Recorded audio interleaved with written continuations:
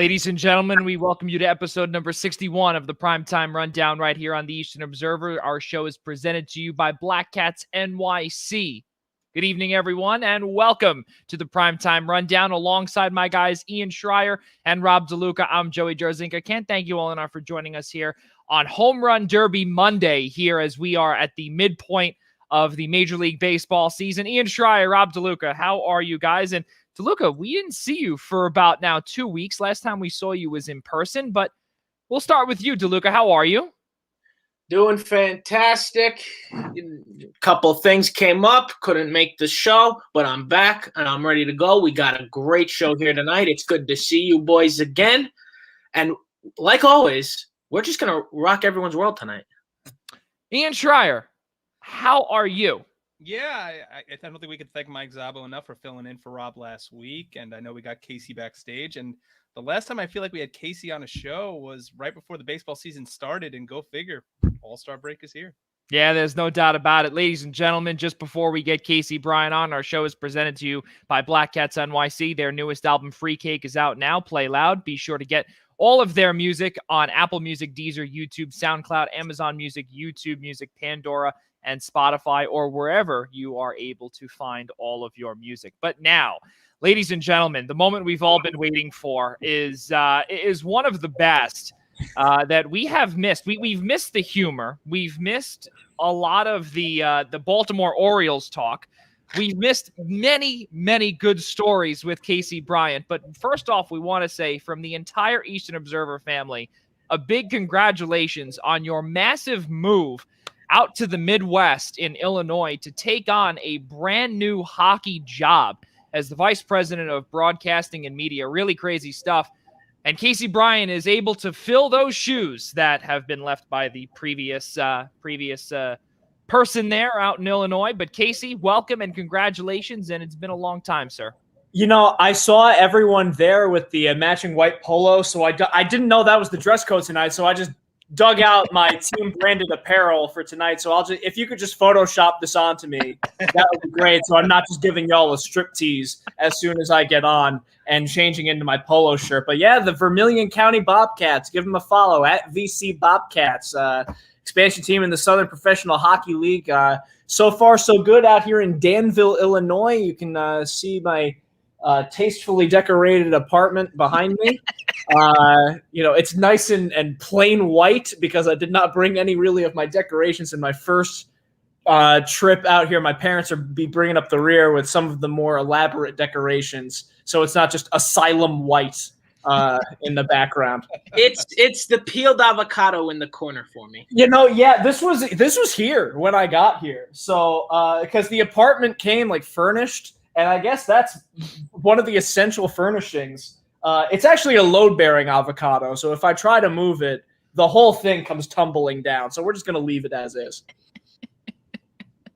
Oh, my goodness. Nothing like I dig it. Brian back on the show. That is really unbelievable. But Casey, congratulations and really good stuff on your move, and welcome back to the Primetime Rundown. We are extremely grateful to have you back here. But as we've brought up earlier about the Baltimore Orioles, which at one point, last time that we spoke, they were a laughing stock. But the cool thing is that tonight they are not, because one of their best players and most really courageous players in Trey Mancini will be participating in this year's 2021 T-Mobile Home Run Derby, which is set to kick off, or first pitch, if you will, is set to go off around 8 o'clock on ESPN. So really good stuff there.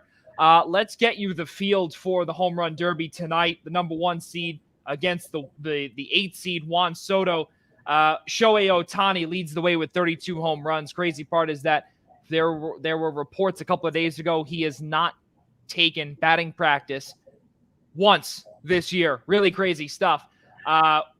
Salvador Perez, the 4 seed, taking on Pete Alonso, the 5 seed. Then you got the other side of the bracket, the 2 seed Joey Gallo taking on the 7 seed Trevor Story. And then on the bottom of the right bracket, you've got Oakland Athletics first baseman Matt Olson taking on the aforementioned Baltimore Orioles Trey Mancini, the 6th seed. So there are a total of 3 rounds, and the first round, second round, and the final round, of course, and then the winner will be taking home the trophy. Pete Alonso is looking to repeat as the defending or looking to defend his title as the Home Run Derby champion. We'll see what happens in about 54 minutes on ESPN. Guys, obviously, Casey, we were talking about last week with Ian. DeLuca was not here. We were talking about how the Home Run Derby and the All-Star game is now pretty much a laughingstock now that it doesn't really count for anything.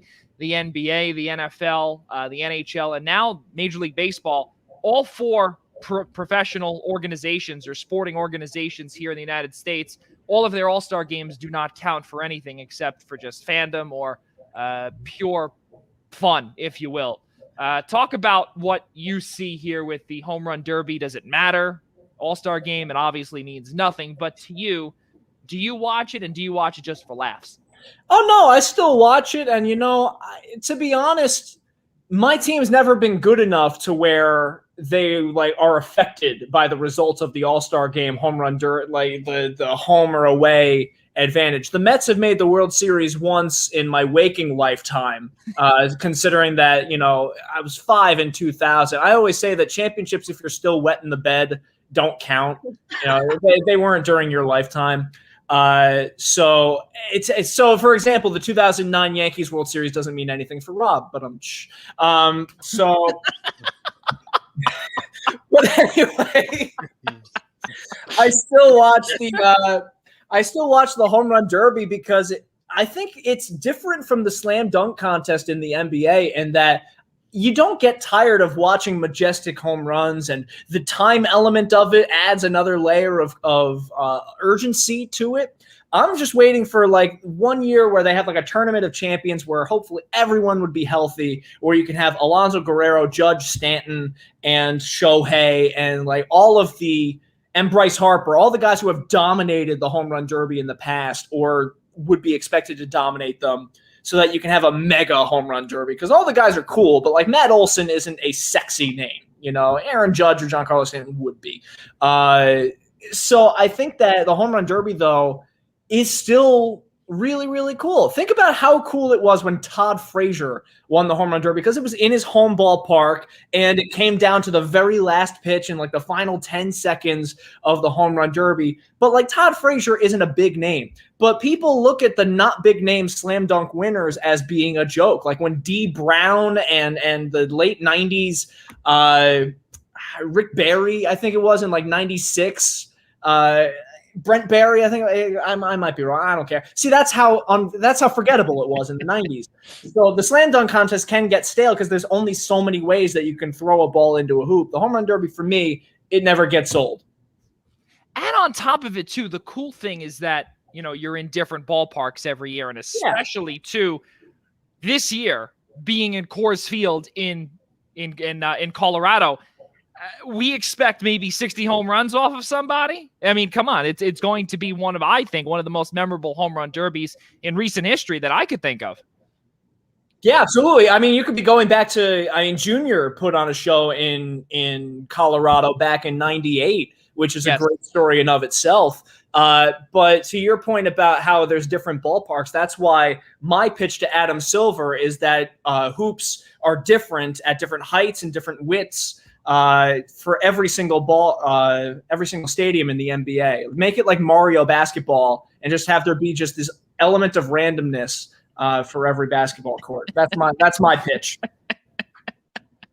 Rob DeLuca, we spoke about Home Run Derby last week, but for you, what does this mean to you here tonight? For me personally, not a whole lot. I mean, I don't have as a Yankees fan, I don't have a player in the Derby tonight, so it's not really something. There's no really particular rooting interest, I would say. So it leaves it open for me to just kind of. Are we losing Rob a little bit? Looks as if that Rob DeLuca has been going through the couple of storms that have be something like. Oh, yeah. We back? You're back.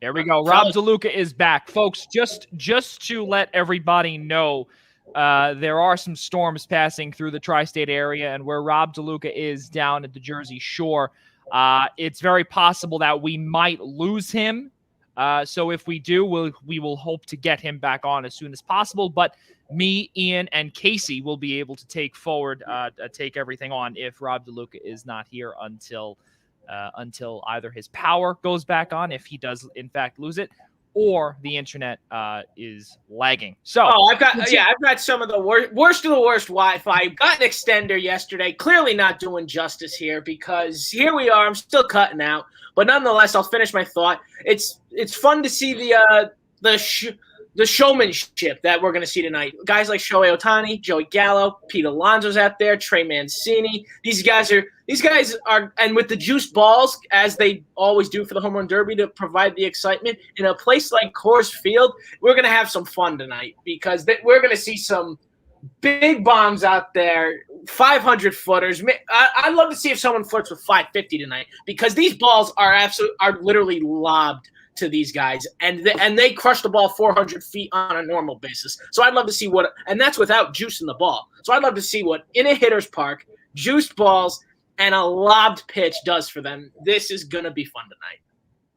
Ian Schraier, you get to see your all-star first baseman look to defend his title here tonight. We'll see what happens, but he's taking on Salvador Perez. Salvador Perez has not really been a home run hitter ever since about 2013, 2014, and that was nearly about 7-8 years ago. But Perez has a little bit of resurgence in terms of trying to get his youth back, if you will. So what do we got here, Ian? And we'll start with you in terms of predictions. Well, besides the poor lighting that's going on in this area of my house right now, I'm excited to have a horse in the race with Pete Alonso defending his title from 2019. I think and I know that the home run derby is seeded based on the number of home runs you've hit up to that point. So if Pete Alonso can't find a way to make it past Salvador Perez, I think we've got a problem. But again, I mean, look, we've seen crazier things happen in the home run derby. Guys get a little trigger happy, and we see them hit a lot of pop-ups, but I think we're expecting a big display at Coors Field in Colorado tonight for the home run derby. I think the only thing my prediction for this derby is Shohei Ohtani. I think he's just going to, what he's doing right now in the regular season, put him in a ballpark like Colorado to hit, as a launching pad to hit as many home runs as I'm projecting him to. I think the only guy potentially standing in his way is Pete Alonso, just because I think Alonso is ready for it. I think he really loved being on that stage 2 years ago. I think he's primed and ready for the stage tonight. So I think my prediction's Ohtani, but I think Alonso's the only guy standing in his way at this point. So basically what it comes down to is that for me, this is just my personal opinion here. Coors Field, it is one big toss-up, and it doesn't matter in terms of the seeding. It doesn't matter who is there, and that includes Shohei Ohtani. I don't care that he's got 32 home runs, leads the majors, and has not taken a lick of batting practice this whole year. The fact of the matter is that the ball can go flying on a single fly ball, and it could be out of the park, and it could be counted as a home run. And that's actually why that I have Shohei Ohtani losing to Juan Soto in the first round, because why not? It is a legitimate toss-up for wherever it could be. In terms of my prediction, I'm going to go on the other side of the bracket, and I'm going to look at the hometown guy in Trevor Story who will come away with this victory. And I could see also it could be another Todd Frazier type moment, because we remember just a few years ago, Casey is shaking his head. He knows exactly what I'm going to say. When Todd Frazier took the crown at Great American Ballpark, he was also a low seed. He was not supposed to be able to win at all, and he won. I could see it happening with Trevor Story, and especially because of the altitude up there, the high altitude, and balls could just go flying. Doesn't matter. One good night for one good hitter can make the difference. Rob DeLuca, your thoughts on a possible prediction here for the home run derby? Sure. So I think Shohei Ohtani will reach the final. He's just too good, and he's just a great player. However, I don't have him winning either. I'm going to go a little different. I'm going to take the next best hitter, next highest seed. I'm going to say Joey Gallo is taking tonight's home run derby. He will be crowned the champion of the 2021 home run derby. Okay. All right. Well, that is big stuff here. And before we get to Casey Bryant, we do have a comment on YouTube from Andrew. Andrew, thank you very much for watching. I can't see anyone other than Gallo or the Ohtani Soto winner winning it. Also think Judge's distance record of 513 will be broken. I 100% agree with you. Oh, yeah. And especially, again, because of Coors Field, high altitude, the ball goes flying. And the ball goes flying on a normal afternoon in Colorado. Why can't it go when you're just lobbing pitches to these home run hitters? Well, I'm not going to call Trey Mancini a home run hitter, but to these home run derby participants, if you will. Casey Bryant, your thoughts on a possible winner or your prediction for this 2021 home run derby? You know, I love Shohei Ohtani. I really, really do. I own his jersey. And so I mean, nothing but respect to Shohei, but I actually think that with everything that he has for this weekend, yeah, he's the starting pitcher tomorrow for the American League. I don't know if he'll want to win the home run derby. And the fact that he's matched up with Juan Soto in the first round is really interesting because Soto is having a down year in terms of home runs. He does only have 11 to this point. But Juan Soto has a home run hitter swing. Shohei, the thing about him is that he's such a great home run hitter on pitches that you wouldn't expect to be home run pitches. The one that he hit in the Trop, right, where it was middle inside part of the plate and he hit it to left field somehow. He's really good at hitting pitches that you wouldn't expect someone like him to hit. So like Pete Alonso, to throw it low in the zone, he'll be able to golf it out. Juan Soto, you bring it in low and inside. Shohei, you could throw it up at the shoulders, you could throw it down at the knees. So you'll have fewer wasted pitches, but at the same time, you don't really have that guaranteed zone where he's going to find a rhythm. And the fact that he doesn't really take batting practice, I don't know how that's going to work against him. So I actually think that Juan Soto is going to make a really deep run. I think he actually might pull out. It'll be Soto against Gallo in the final, and I'll say it'll be a really, really fun final. But I think that Soto is going to make a really big run. Yeah, it's possible. And exactly, and I hate to keep bringing it up, but also, everything really is a big toss-up. And especially if Soto were to be able to get past Shohei Ohtani, the field is completely wide open. There's no doubt about it. And I think that it can happen literally with the guys that I brought up. And you know what? Pete Alonso right now, I guess it could be considered an upset in terms of seeds here, as he's sitting on the bottom left hand of the bracket against the 4 seed Salvador Perez. Could it happen? I don't know. And again, we know we do have 3 rounds here, round number 1, round 2, and then a final, of course. We'll see what happens. It's going to be tons of fun. This is the time that really I always say that this is, peak summer and everything like that. And then after, of course, usually on the night of the All-Star game, we begin to see postseason commercials, and it really just, it breaks my heart because then cold weather comes in, and it's really, it's unfortunate. Guys, let's keep moving forward here. 8:00 Eastern time is the home run derby on ESPN tonight. So for those that are watching, make sure you remember our predictions for tonight's derby. Guys, midseason grades for the following teams. I'm going to start plucking them out. We don't have the exact teams written down, but I'm going to start with the biggest one here, and that's the Chicago Cubs. They went on an 11-game losing streak. They looked like absolute poo-poo, and they were unable to get anything going for 11 straight games. And now they are going to be sellers. I want to start with you, Ian, because you have been, not only you've been a Mets fan forever, but all I've been hearing from you is the possible trade, the trade possibilities of, could it be Kyle Hendricks? Could it be Chris Bryant coming? But then we've also heard how Stevie Cohen over there, or Uncle Stevie, as you guys call him, you don't want to give up the big names in the Brett Beattys of the world, the Francisco Alvarez's of the world. You don't want to give those guys up. So what do the Mets do? What do the Chicago Cubs do? And what grade do you give him as we are now at the official midway point of the season here on July 12th? So you asked me quite a bit there, Joey. Let me slow that down for a second. So you're asking me my grade on the Cubs and what I'm projecting if there is any deadline movement between the Mets and the Cubs? Yes, sir. All right. So, I didn't know really what to expect when we had our pre-opening day show with the 4 of us here. I really didn't know what to make of the Cubs or really the NL Central as a whole. I think we all thought that division could be much of a toss-up. And I think I kind of gave the Cubs a little bit of an edge because of the experience they had in that lineup, notwithstanding the fact that the Cardinals had acquired Arenado.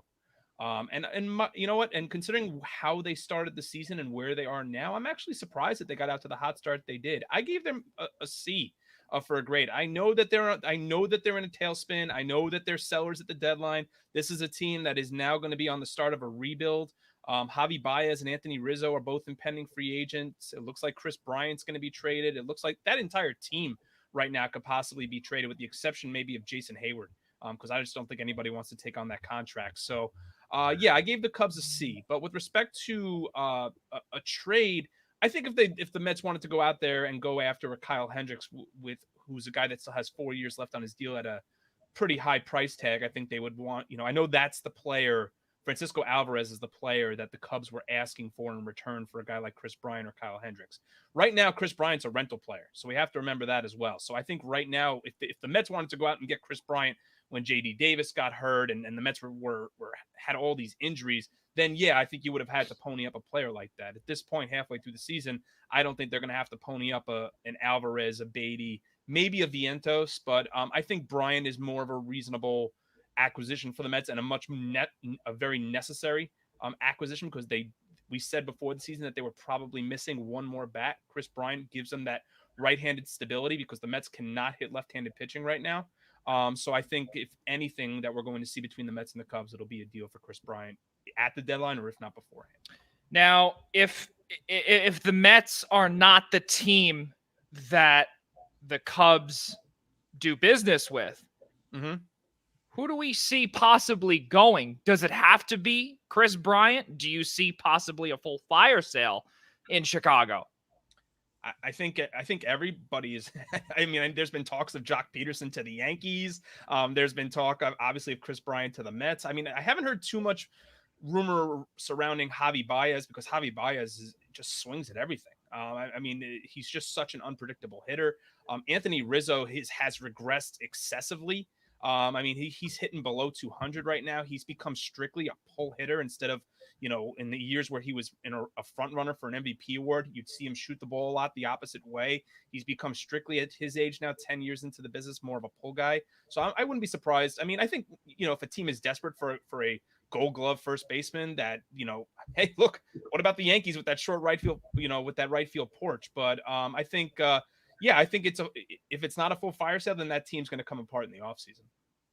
Yeah, Casey Bryant, your thoughts on really the Cubs as a whole, because it's just a disaster out there. And like I said earlier, an 11-game losing streak is what they went on. They eventually were able to get out of that slump, but things are not looking too well up in northern Chicago. And the funny thing is that these rumors have really been circulating about the Chicago Cubs since the beginning of the season, and they got off to a pretty good start. They were in the running for that NL Central lead because it's not the strongest of divisions, and then the Brewers started to pull away and separate themselves from the pack a little bit, unexpectedly so. And we really kind of expected kind of more of a mediocre race, more of like what the NL East looks like right now, where no one is really a great team separating themselves. We expected that to be the same in the NL Central, but now the Brewers are starting to put themselves a leg above everybody else. And with the Cubs in free fall right now, you've started to open up. Now no one is untouchable. I don't think that Anthony Rizzo is going to go anywhere, if only just because I can't see him playing anywhere else other than with the Cubs. I think he'll sign an extension and retire with the Cubs. Wow. Chris Bryant is going to go. It's just a matter of where. And Craig Kimbrell is going to be one of the sexiest names on the trade deadline market because of how he's reinvented himself miraculously, investigation or no investigation. He's been pitching really well. So I am not insinuating anything. I am merely pointing out he went from having a 7 ERA to now he's having one of the best seasons from a modern closer in the midst of one of the largest pitching scandals in MLB history. That's all I'm saying. I'm merely presenting points. You draw the conclusions however you see fit. But he seems to be pitching really, really well. He'll be one of the most attractive figures on the trade market. So for the Cubs, I wouldn't get too attached to anyone on this roster, which is a shame because I'm in Cubs country now. I'm out in the Midwest, so I've got my fingers on the pulse. They already lost Duncan Keith today. How much more loss can they deal with out there in the Midwest? That is very true. And you know what? We were actually going to discuss the Chicago White Sox, but we'll have to do that another time since time is going to be a factor. Rob DeLuca, the Chicago Cubs we brought up earlier. I want to know your grade too. Oh, that's right, Casey. Before we get to DeLuca, what do you give the grade thus far for the Cubs? For a whole season, you have to give it, I guess, a D+. I mean, there were no expectations really to begin with. You were already kind of held together with duct tape and rubber bands. You weren't going to make a really deep run. You have individual great players, but no depth. And that's the problem. It doesn't help that Ian Happ got off to just a buns start. And Javi Baez, as you mentioned, very free swinger. He's become sort of a different player than he was in 2016. 2016, He was all the rage. He was this youth flavor. He's this entertaining guy. But those entertaining factors become more annoying when you can't draw a walk. Your fielding starts to go a little bit. And let's face it, they're 5 years older now than they were in 2016 when they won a World Series title. So I think you were kind of hoping against hope that they would overperform. They haven't. And now you're just battening down the hatches and waiting for things to get a whole lot worse from here. You know what's crazy, too? This is a stat that I want to bring out to tell everybody here. Their home record, 28-17 is their home record. Their road record is 16-29. And that's their biggest downfall right now. They're also 2 of their last 10. And they just lost yesterday to Arizona. Really, really crazy stuff, fellas. Rob DeLuca, we conclude with you with the Chicago Cubs. Let's finish off with a grade as well.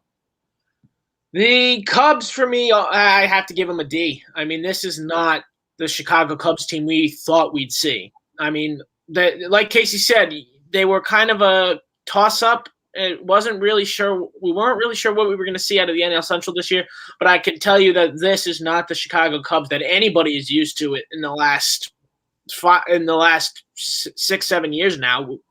We are used to seeing the Cubs being a successful team. So this is a little new for them. We are going to see some house cleaning here. I would personally say yes, that when Casey brought up Craig Kimbrell, he's having one of the best turnaround seasons I've ever seen. He's having a great year. And there's a certain team in New York City, specifically the Bronx, that I think should be giving the Chicago Cubs a call about Craig Kimbrell and out of your mind. And trying to get a real closer out there in the Bronx because you're out of your mind. You knew that you had to know it was coming in, Ian. You had to know that was coming. You had to know the tie-in was gonna happen because it's the tie-in. It's the fact that. I'm leaving it alone. I can't believe you actually brought that up. And I can't believe you actually brought that to life because I'll tell you right now, there is one word and it's no. Let's go on. Well, here's what you do. You trade Aroldis Chapman to the Chicago Cubs and get Gleyber Torres back. That's all you do. Hey, that was that. Wait, I think that worked.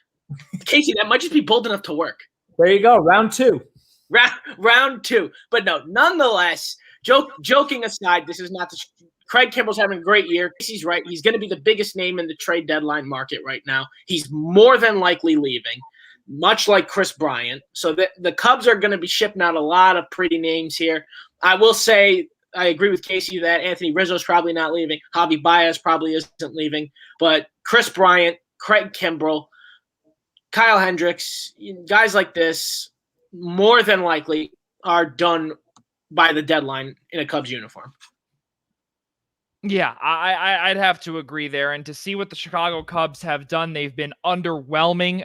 It's been really sad. Casey brought up the perfect point that they're really held together by duct tape and rubber bands because right now at 44-46, they are 8 games behind the Milwaukee Brewers. It's really not a good deal for them.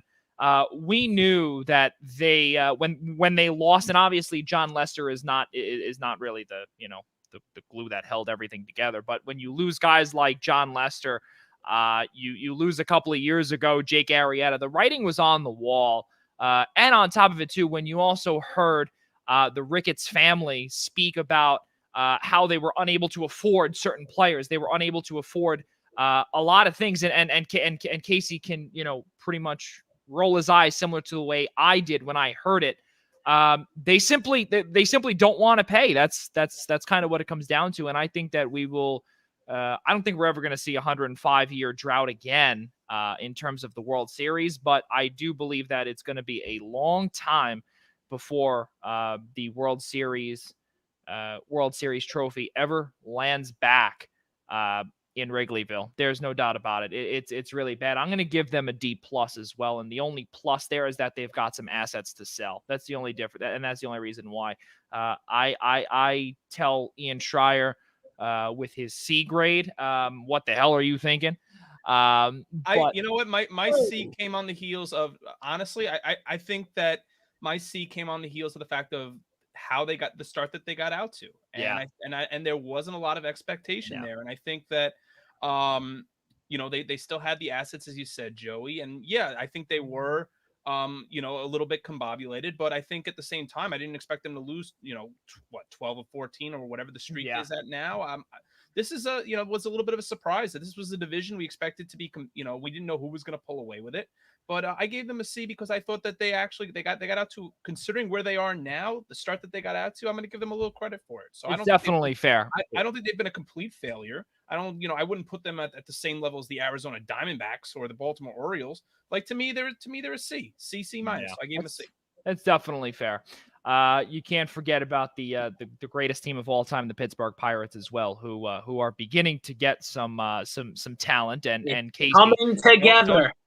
Don't you guys even start there? And we're not gonna speak about the Pittsburgh Pirates. But what I do want to say though is that from what we've heard in terms of reports, the Pirates are already beginning to field calls on their two all-stars in Brian Reynolds and Adam Frazier. And they haven't even been they've been household names for about, 3 months now. And now they're beginning to take calls on these players. That Adam Frazier is one of the best all-around hitters in baseball right now. And they're taking calls on him. Why? Because they might as well maximize his value now while you can, because a lot of these Pittsburgh Pirates players, they're usually flashes in the pan. That's really what it comes down to. So might as well get what you can. And really, really bad stuff out there in Pirate Land.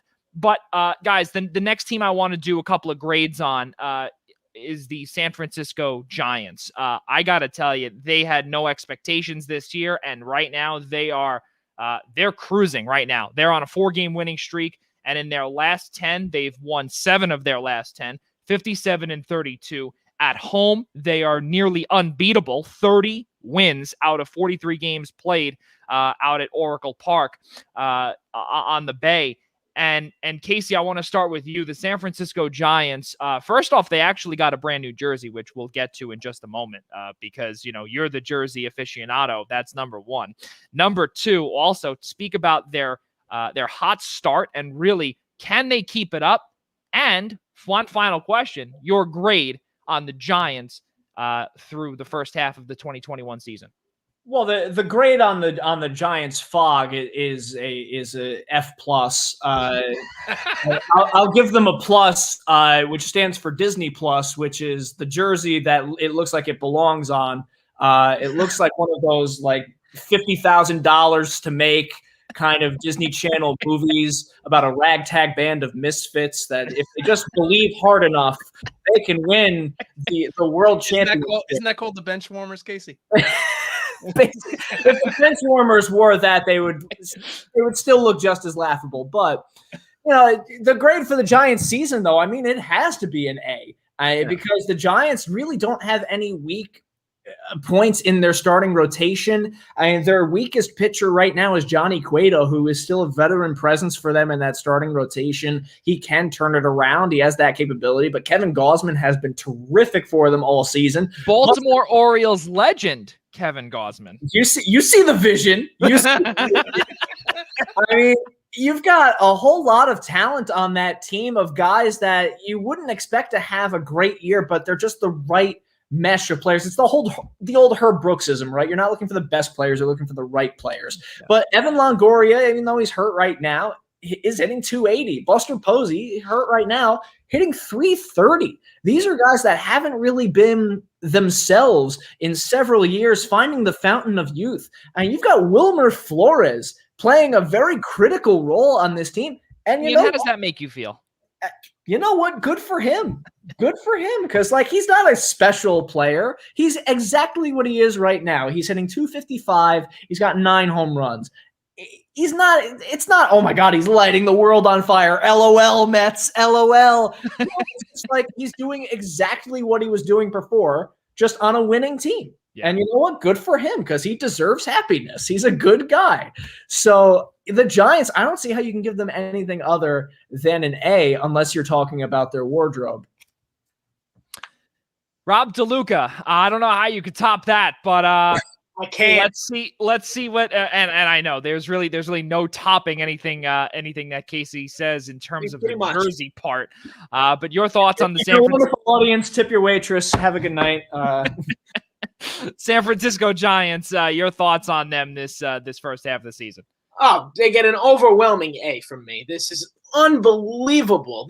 This team was supposed to tread third place for the entire season in that division, and they are absolutely cruising. I cannot believe that we have seen this from the San Francisco Giants. I mean, look, I love it because I just love how it's different than from what was expected. It was supposed to be a 2-team race between the Dodgers and the Padres, and it's just the San Francisco Giants running completely away with it, and I love it. I hope they continue this stretch and pull away, blow out the NL West, blow it out completely.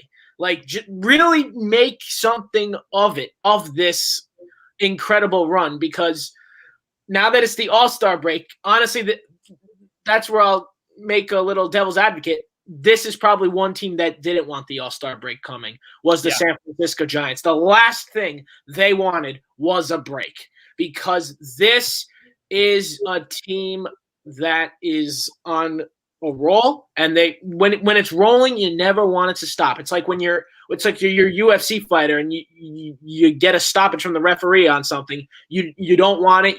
You're like, no, let's go. Like, keep it rolling, keep it moving. And that's exactly what the San Francisco Giants. So while they get an A, there's no question about that.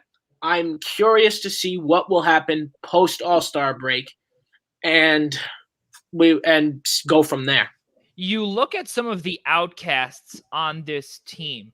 You look at Baltimore Orioles legend Kevin Gausman. You look at Alex Wood as well, LA Dodgers legend. You look at former Colorado Rockies legend Jake McGee. You know where I'm going with that, Casey? In that trade, okay, Colorado, Tampa Bay. Jake McGee has 19 saves on the season.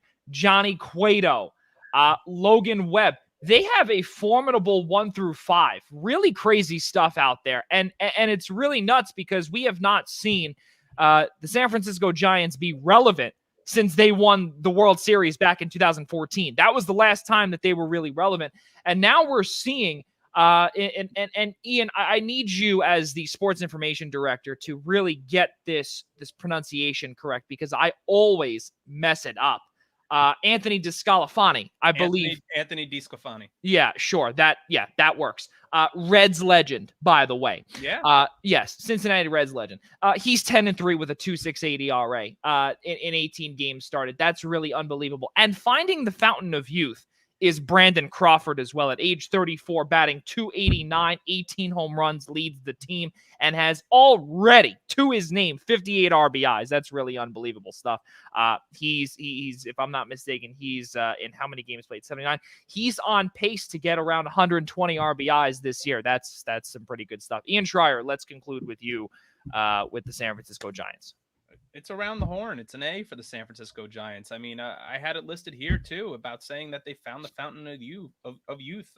Buster Posey, Evan Longoria, and then you look at the rotation: Alex Wood, Anthony DeScalafani. I mean, this is a team that is 57-32. We would have thought they would have been 32-57. Yeah, coming into the year with these type of over the hill players that they had. Gabe Kapler is arguably the front runner for National League Manager of the Year. Is there any questioning it? I mean, I'm not going to keep rehashing the same points that Casey and Rob did because I'm going to keep saying the same thing over and over again. So I'm going to look at this from a different perspective. I'm going to look a little bit towards the postseason now, because when you look at the National League West and you look at the 3 teams that top the National League West, the Padres, the Dodgers, and the Giants, it's highly likely, not even highly likely, it's definitely, it's going to happen that if the Giants win the division, the Dodgers or the Padres are going to be out of the playoffs after 1 game. I mean, think about what that means to teams like the Mets or the Brewers. I mean, you're going to have the Giants potential, or the Dodgers or the Padres playing their division rival that comes out of the wild card game, while the Mets face the Brewers in the other National League Division Series game if those 2 divisions hold up. That's got to be a welcoming sight. I know you don't want to look forward to October, but at the same time, the National League West is so loaded that they're going to beat up on each other till the NLCS. It's crazy. Yeah, that's really something else. Guys, let's keep on moving here. I'm going to personally give them an A, and I have to tell all of the Philadelphia Phillies fans, it's okay that, Gabe Kapler was the analytics guru and really the start of the whole analytics, the analytics drama in Major League Baseball. And right now, what he's doing out in San Francisco, he had a formidable team out in Philadelphia, but obviously, with the experience and everything in San Francisco, I mean, it's really all coming together. And right now, with what he's doing, with what Andrew Bailey is doing, as well as the pitching coach out there, really great stuff. How he's getting these guys, this formidable 1 through 5, that again, these guys are all outcasts, with the exception of Johnny Cueto, of course. He won a World Series in 2015. Sorry, Mets fans, but that really is the truth. He did well, and he's been really, I think, what, Casey, the worst starter out of that 5. I would say, fellas, just from looking at some of the stats and things like that. Guys, one more team that I want to get to here in our little midseason prediction are the Boston Red Sox. I hate to say it as a diehard Yankees fan, but again, you have to tip the cap to them. 55-36.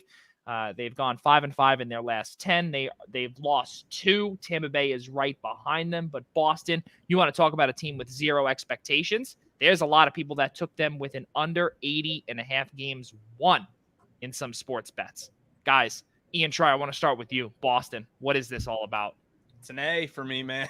The Boston Red Sox are 100% an A.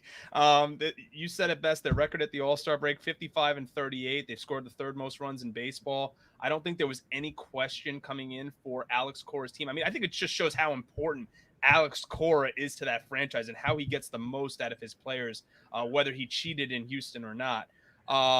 They've scored the 3rd most runs in baseball. They just beat the ever-loving snot out of the ball. And then when you look at the rotation, it's nothing pretty. I mean, it's nothing, period. I mean, Nathan Eovaldi is an all-star. Think about that. I mean, considering what is in that rotation, Martin Perez, Nick Pivetta, Garrett Richards, Nate Eovaldi. I mean, I'm going down the list here of the Sox rotation, and Eovaldi is the best one of it. I mean, he's got an ERA under 4. So, I mean, credit to Eovaldi for rejuvenating his career in Boston this year. He's got a strikeout ratio that's 5-1 in Fenway. Wild. In Fenway, no less. That's just wild. So, yeah, I think they need to go out there at the deadline and acquire an arm. They need to put somebody behind Eovaldi. If Eovaldi's going to be the ace, they need a legit number 2 behind them because they just really don't have much 2 through 5. But I mean, if they can keep living off scoring runs the way they're scoring runs, I mean, look, there's a reason that they have the division lead that they do, because the other teams, I mean, maybe besides the Rays, because the Yanks aren't hitting. So it's an A for me with Boston. I mean, they were projected for 8.5 wins. I was projecting under, and they are about on pace for 30 wins above that right now. Well, something I want to bring up here before we get to Casey here is that you bring up about the rotation. We also have to remember that Chris Sale is still on that team. He is right now on the 60-day IL. What is he worth at this point now, Joey? He's not worth much. But again, you might think to yourself, maybe if they can get him back before the trade deadline, they could see what they're working with and see if they have to trade away assets. Because the last couple of years they've been sellers. Now, to be buyers, they have to see what they've got in Chris Sale to, regain that, I would say, number 3 spot, He's not going to get that 1 seed, that the ace spot right away. He's got to work up to that. He's coming off the Tommy John surgery. Casey Bryant, your thoughts on the Red Sox? I'll happily raise my hand and go, yep, that was me who picked the under for 80.5 wins. I will happily eat crow on that. I'm wrong frequently.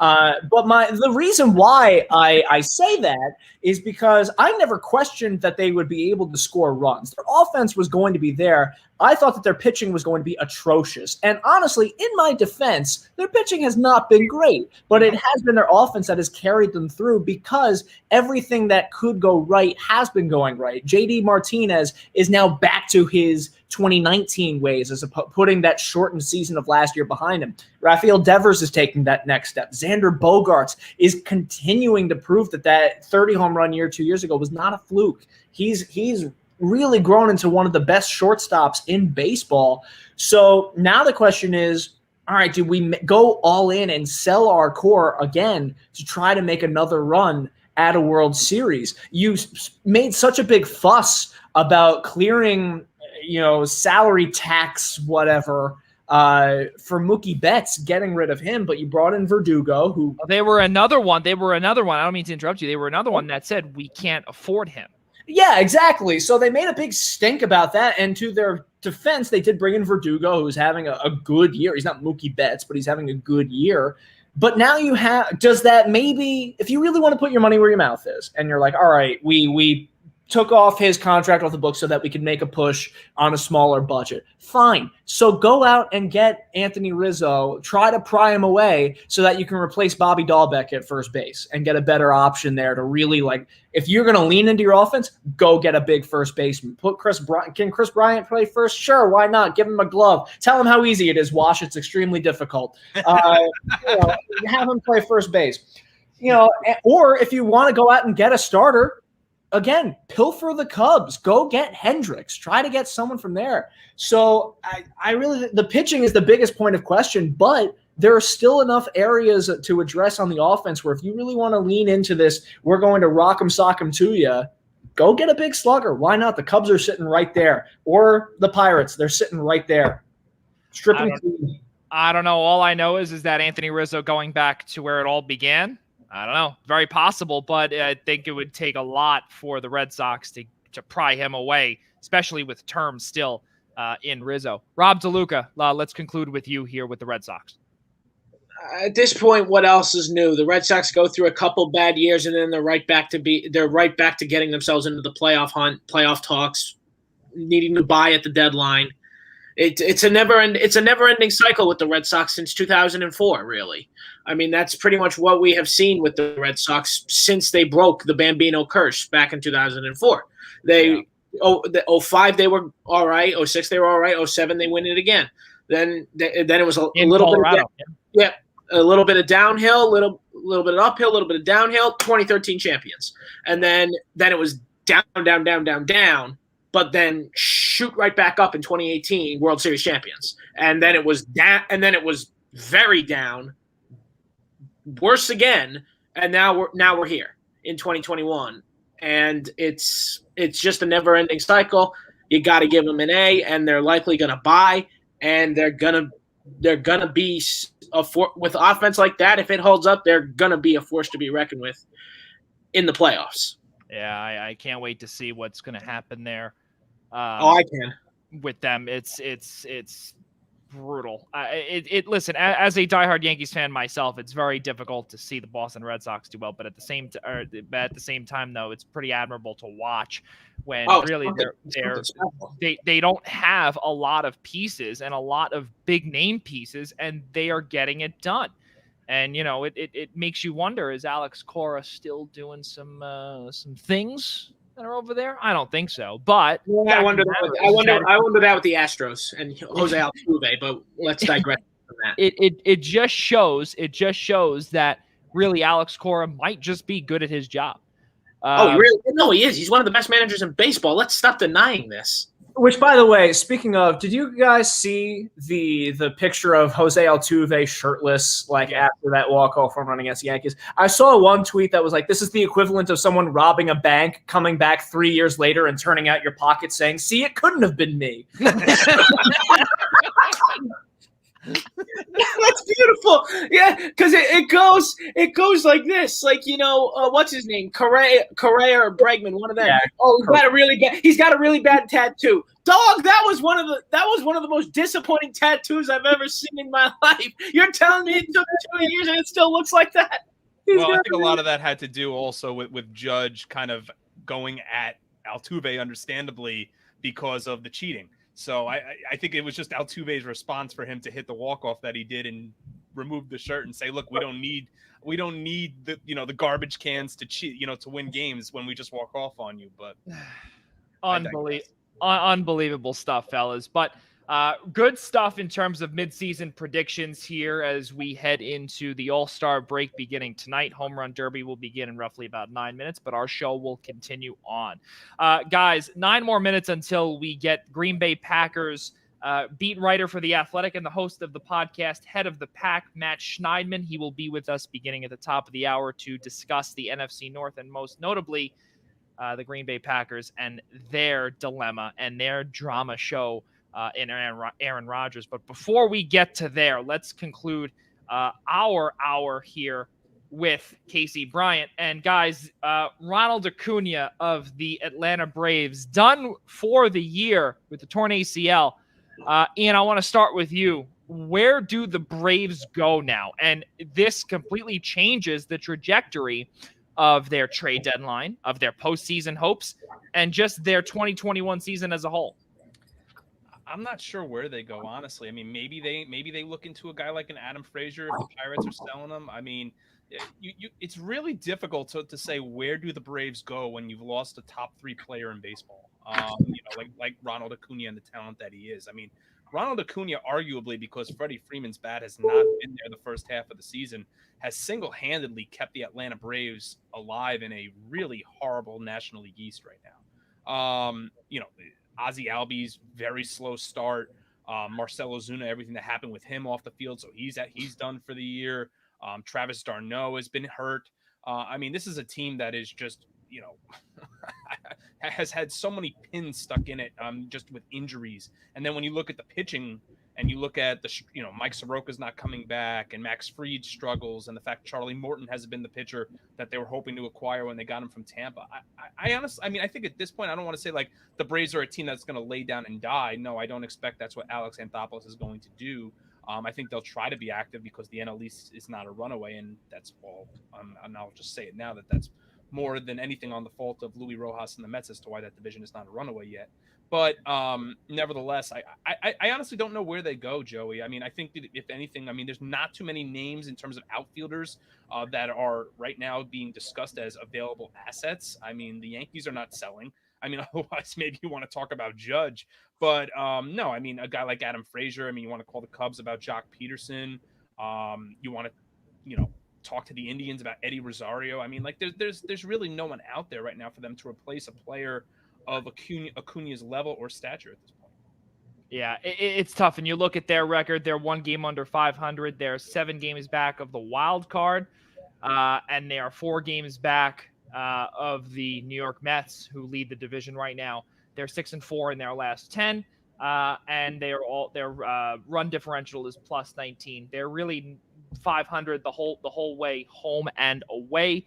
But their games against teams that are over 500, the worst in the National League East, 18-27. Can't wait to see what happens there. Casey, we'll start with you, or we'll start with you in terms of Atlanta. What do they do? I could see them again, like going after a guy like Jock, because you need a quarter outfielder to kind of replace Ronald Acuna, and hopefully someone with a little bit of pop to try to get a little bit of power back, because that is really the foundation of their lineup. They have enough guys that are more contact hitters. Guillermo Heredia is that kind of guy where he's not going to knock one out of the park very frequently, so you rely on him for singles and doubles. Ozzie Albies isn't your prototypical home run hitter. He does have 15 this season. But again, he's more of a contact guy, get you doubles, keep the line moving, that kind of hitter. So you can kind of go for a home run or strikeout kind of guy, the one true outcome kind of guy like Jock Peterson, and not be burned too badly. And plus, I mean, they have Pablo Sandoval, who isn't much of a hitter anymore, but I mean, he's Pablo Sandoval. How can you possibly root against that? He's got a giant panda head in the dugout. I mean, that's the true mark of a winning franchise. Everything that could go wrong for the Atlanta Braves has gone wrong with all the injuries and all the off-field things. It really is a marvel at how many things have gone wrong for them this season. Right down to the absurdist injuries where Mike Soroka tears his Achilles walking into the clubhouse. I mean, that's one where you shake your head and you go, that we must have built this new ballpark on a burial ground, and they only moved the headstones like in Poltergeist. Like that, it's you start to question your luck at that point. But the Braves are a very difficult team to kill. As being in the NL East for so long, you learn that very quickly. No matter who is in a Braves uniform, they're very difficult to kill. So I do think that they will be in buy mode. I think they'll be much more active, maybe not getting the biggest names, but getting those kind of B and C tier names where like you look at a guy like Jock Peterson, try to get a guy like Jake Odorizzi or someone on a downswing and try to reclaim them and get something out of them. If Jake Arrieta comes back healthy, he's not having a very good year, but maybe he's got something left in the tank. Yeah. Guys like that who they are hoping can be a patchwork until other reinforcements in some way, shape, or form come. Yeah, it's definitely tough, and especially with Alex Anthopoulos' team, so even going back to Toronto, you do what you can to buy, and that's exactly what he's going to do down in Atlanta, especially in a not so much competitive NL East. Everything really right now is just plateaued with all the teams, with the exception of the Miami Marlins. And soon, if the Washington Nationals keep it up, they'll be down low with the Marlins and Donnie Baseball down at the basement of the NL East. Rob DeLuca, let's conclude that segment with you. You know what? Here's something we got to wonder. Was this kind of a sign for the Braves that it might just be over? Like, is the window shut? No. Did it close on them? No. Because everything. But you're not wrong there. But let's think about what Casey said. Everything that could go wrong for the Braves at this point this season has. And now they've lost arguably the best player in all of baseball, top 3 minimum, like at worst. And you just wonder, how can things get worse from here? And then you knock on wood, but then next thing you know, something else could go wrong. Like, the Braves are not anywhere in this race right now. This is the Met. You got to remember something here, bud. You've got a lot of guys right now that are on team control deals. I mean, you look at. No, you're not wrong, but you look at Dansby Swanson, you look at Ozzie Albies. I mean, you still have Freddie. Right? No, I'm not saying fire sale or anything. I'm saying, are they really going to go out of their way to buy something but they have to get healthy. Yeah, no, they got to get healthy, but of course. But you. I see what you're trying to say. Maybe they'll just let time do that, as opposed to trying to just patch a bleeding wound that's not necessarily going to heal, at least this year, because look, they're 7 games out of the wild card. They're over 10 games out behind the Mets. The NL East race is, and I know I'm going to freak the two to screen left and above me crazy, but this NL East race is close to over. So, like, there's not a whole lot of hope to be had in Atlanta right now. So I wouldn't necessarily go crazy buying something that's just going to fill a hole until next year when Acuna is healthy again. Okay. Rob is just trying to prepare us for his trade proposal of LeCastro for Albies and Acuna. You remember when George Costanza works for the Yankees and he walks into Steve Benner's office and he goes, I think that we can get Bonds and Griffey and we would not. I'll tell you this. Best reference of all time. That's how he goes out. Are you serious? I'll tell you this, fellas. No, I completely disagree with Rob there. There's no doubt about that. First off, this team is far from over in terms of their window. Their window is just beginning. That's number one.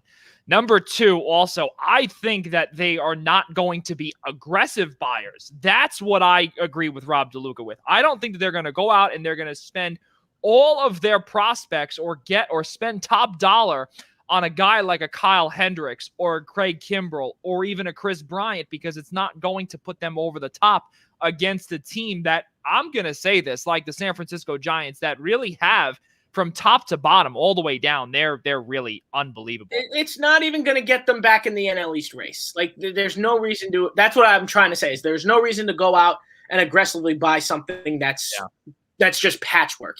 Don't spend on patchwork. Spend on what you still have, which is their window, and they've got time, as you said, but don't go insane to try to fix a season that at this point, this Brave season might be lost. This specific one is likely in the gutter. Let it be. I don't disagree there. I agree with you there. I completely disagree with you on their window. I think their window only started a couple of years ago, and it's only. I was a little extreme there, but it's a little extreme. But hey, that's who I am. I go extreme sometimes. I like to ask the crazy questions. But yeah, it just, if I'm down there in Atlanta, don't go insane. You're barely keeping 500. Let this season die in peace. Well, we'll see what happens down in Atlanta now that Acuna tore his ACL. And again, the home run derby is about to begin. But Casey Bryant, we'd like to thank you for coming on, and good luck in Illinois on your next chapter. But we will definitely have you on again, we hope, when you're available again. Yeah, absolutely, guys. Thank you so much for having me. I'm going to go enjoy the Derby. I just saw one of Shohei's warm-up swings, and it legitimately hit the top of the stadium. Yeah. So, so I may be very wrong with my sort of Derby. Looking forward. I'm going to go heat up that crow that I just set up for myself. And you guys have a great night. Thank you very much, Casey, for coming on. Oh, my goodness. Well, ladies and gentlemen, we would like to welcome in the Green Bay Packers beat writer for The Athletic, host of the podcast, Head of the Pack, Matt Schneidman. Matt, thank you so much for coming on here, and welcome to the Primetime Rundown. How are you guys doing? Appreciate you having me. Yeah, absolutely. So, Matt, I want to start with you here first, because this, to me, is really nearly like childhood coming to an end almost, and seeing Aaron Rodgers possibly not coming back to Green Bay. It's really weird, especially now I'm going to be 26 in the month, and really all I know about the Green Bay Packers is Brett Favre and Aaron Rodgers, and now he could be gone. Talk about what you have really covered with him throughout the years, and what the deal is out in Cheese Country. Yeah, it's only my third year covering the team, entering my third year, but what I do know is just the sense that I've gotten for how the fan base feels. This passionate fan base feels about potentially the end of the Aaron Rodgers era. Now, I'll preface that by saying I think he plays for the Packers this year. I think he will be at training camp. That's just a gut feeling. Packers aren't going to trade him. I really don't think. They have no their reason to would be to get a massive haul in return if they really don't think he's going to show up. But you just can't have on your resume, if you're general manager Brian Gutekunst, that you traded the reigning MVP when he had 3 years left on his contract. And I think ultimately Aaron comes back to play for his teammates, the fans, the coaching staff that he likes. I really think it's only the front office and maybe President Mark Murphy that he has an issue with. But yeah, I think the feelings of the fan base, the community this offseason have gone from confusion to anywhere from frustration to anger to, I think it's now shifted to, all right, whatever happens, happens. I think people are sick and tired of, nothing happening. And they're just like, if Jordan Love's our guy, we'll turn the page. If Aaron Rodgers is the guy, great. Yeah, it's tough. It really isn't, to see how, we've heard rumors, we've seen people on Twitter say over the years, Aaron Rodgers has been mistreated because Jordan Love was drafted. There were times when the offensive line, there was no help there. There was nothing on the defensive side of the ball. And really, you go out and you draft a quarterback, which really could have been a snub towards him or anything along those lines. Ian Schraier, I want to get to you on this one here. It's difficult. I agree with Matt. I think, initially I wasn't sure because there was all that talk of him potentially going to Denver. And it seemed like he had just had it up, with the front office in Green Bay. And we weren't sure if the reigning MVP was going to return, to Lambeau. But my question for you, Matt, is I kind of want to play devil's advocate here for a second and say that Aaron Rodgers doesn't return to Green Bay this fall, and whether it be he becomes the next host of Jeopardy or whatever it may be.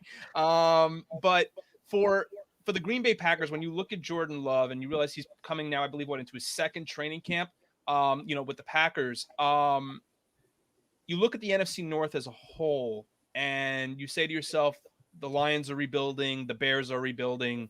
The only team that really presents as a true test to the Packers at this point are the Minnesota Vikings. So do you feel, obviously they have a rising star in Minnesota with respect to obviously having Dalvin Cook, but also having Justin Jefferson. Do you think that from what you've seen of Jordan Love, that there's any reason to doubt that the Packers are still the front runners to win their division? It's tough because all we've really seen from Jordan Love is what he's done in OTAs and minicamp, and that's against a skeleton defense because, they're not really running in full time. Jordan Love didn't play in a preseason game last year because COVID canceled the preseason. He didn't dress for a regular season game since he was the third stringer, nor did he dress for a postseason game. So, we asked quarterbacks coach Luke Getsy a couple months ago, how ready is he to play in a game if need be? And Getsy just said, I don't know. And that's not saying, oh, Jordan's bad. That's the truth. You don't know how game ready someone is till they play in a game. So, people have said he has qualities of Patrick Mahomes. Yeah, he's got a strong arm and he's mobile, but there are so many intangibles that go along with playing quarterback in an NFL game, reading defenses, pre-snap, post-snap, commanding the huddle, running the 2-minute. I still think the Packers are the favorites to win the division, even if Jordan Love starts, just because they have one of the best rosters in the NFL, quarterback position aside. They have the best wide receiver, in my opinion, in the NFL. They had the number one pass blocking and run blocking offensive line in the league last year, according to there's a cool pass block win rate, run block win rate stat from ESPN that the Packers ranked number one in last year. They have Aaron Jones and A.J. Dillon in the backfield, Robert Tonyan as tight end, who tied for the league lead among tight ends in touchdown catches last year. They don't really have a great defensive line or linebacking core, but they have the Smiths and Rashawn Gary as a really good edge rushing trio. Then they have a really good secondary with Jair Alexander, Darnell Savage Jr., Adrian Amos, and Kevin King if he's healthy. So even if Jordan Love starts, I don't think it'll be a disaster from the quarterback spot, but I think they still have enough around him to win the division. Yeah, Rob DeLuca, take it away. Sure. Yeah, Matt, thanks for coming on. I like having you here. We're having a great show. Let's keep it going here. Let me piggyback off of Ian a little bit. Let's say Aaron Rodgers is gone. Someone who seems pretty adamant about wanting Aaron Rodgers to be his quarterback would be the number one wide receiver of the Packers in Davante Adams. So let's hypothetically say Rodgers is gone. What will it take to keep Adams happy and stay in Green Bay as opposed to walking into the front office and saying, hey, you dumped my quarterback, get me out of here? Yeah, I think it'll be really tough to get him to stay because I think any team who wants Adams is going to be willing to offer him number one wide receiver in the league money. The one scenario I could see to keep Davante Adams in Green Bay long-term without Aaron Rodgers is if you trade Aaron Rodgers to Las Vegas for Derek Carr, because Davante Adams and Derek Carr are close to best friends. I believe Derek Carr hit Davante Adams 24 times for touchdowns in 13 games their senior year at Fresno State. So they know really they were dominant in college together. They both went in the second round of the 2014 draft. But then is Derek Carr just a one-year rental? let's say they trade Aaron Rodgers midway through training camp, which I don't think is going to happen, not even close. But hypothetically speaking, let's say they trade Aaron Rodgers midway through training camp to the Raiders. Does that really change Devontae staying long-term? Because wouldn't Derek Carr just be a one-year rental before Jordan Love takes over? So even if they did bring in Carr, the point is they want Jordan Love to be the next quarterback of the future. They don't want if they trade for Derek Carr, they don't want Derek Carr to be the next quarterback of the future. They would just require him because just in case Jordan Love isn't ready to start yet. That's why they brought in Blake Bortles, because if Aaron Rodgers doesn't show up, there's no guarantee Jordan Love is ready to start yet. Now, Bortles might not be a better alternative, but he at least has some experience. So, and yeah, also, if Aaron Rodgers, go ahead. Yeah, something, Matt, I was going to bring up too, and these guys know, Ian and Rob know that I'm the the big the salary cap guy, and just looking at some of some of the numbers here. And also something else too, that I'm an Eagles fan, and I know the heartache of trading Carson Wentz and getting right. the largest dead cap hit in NFL history. And obviously by looking at our friends at Spot Track, seeing what the dead cap would be, or the hit would be 21 million post June 1st, obviously. So it would only be a 16 million wipe off there for this upcoming season. But Ian, going back to you with Davante Adams. Yeah, my question, Matt, and with respect to really the receiving corps, is I want to look back on that NFC Championship game against Tampa Bay, simply because of how they were able to limit Aaron Jones and limit the rush offense. And then also in a way, even though he had 9 receptions, contained Davante Adams from really spreading down the field and really hurting them down the field because of that Tampa Bay secondary. So there's been a lot of questions raised about who's going to be that next man up in the receiving room. I know we saw it last year. A lot of it was Allen Lazard. We saw a little bit out of, especially in that NFC Championship game, from Marquez Valdes-Scantling. Who really emerges from that wide receiver room aside from Davante Adams that could really push the Packers over the top this year? Yeah, it's interesting because the common refrain around the Packers that you hear is that they need wide receiver help. But you look at the NFC Championship game, Adams, Lazard, and Valdes-Scantling, I believe, combined for 16 receptions, 244 yards, and 2 touchdowns, while Kevin King got torched all over the field, or I should say that any cornerback not named Jair Alexander. I think Valdes-Scantling and Allen Lazard would be the 2 guys. I would say a dark horse name to keep an eye on is Devin Funchess. He was in the Super Bowl with the Panthers his rookie year back in 2016, I believe. In 2017 and 18, he caught a combined 12 touchdowns with Cam Newton as his quarterback. Now, 2019 broke his collarbone in week 1 with the Colts. 2020 opted out because he had a family member die of COVID. Watching him at OTAs and minicamp, or I should say minicamp because wide receivers didn't really show up to OTAs.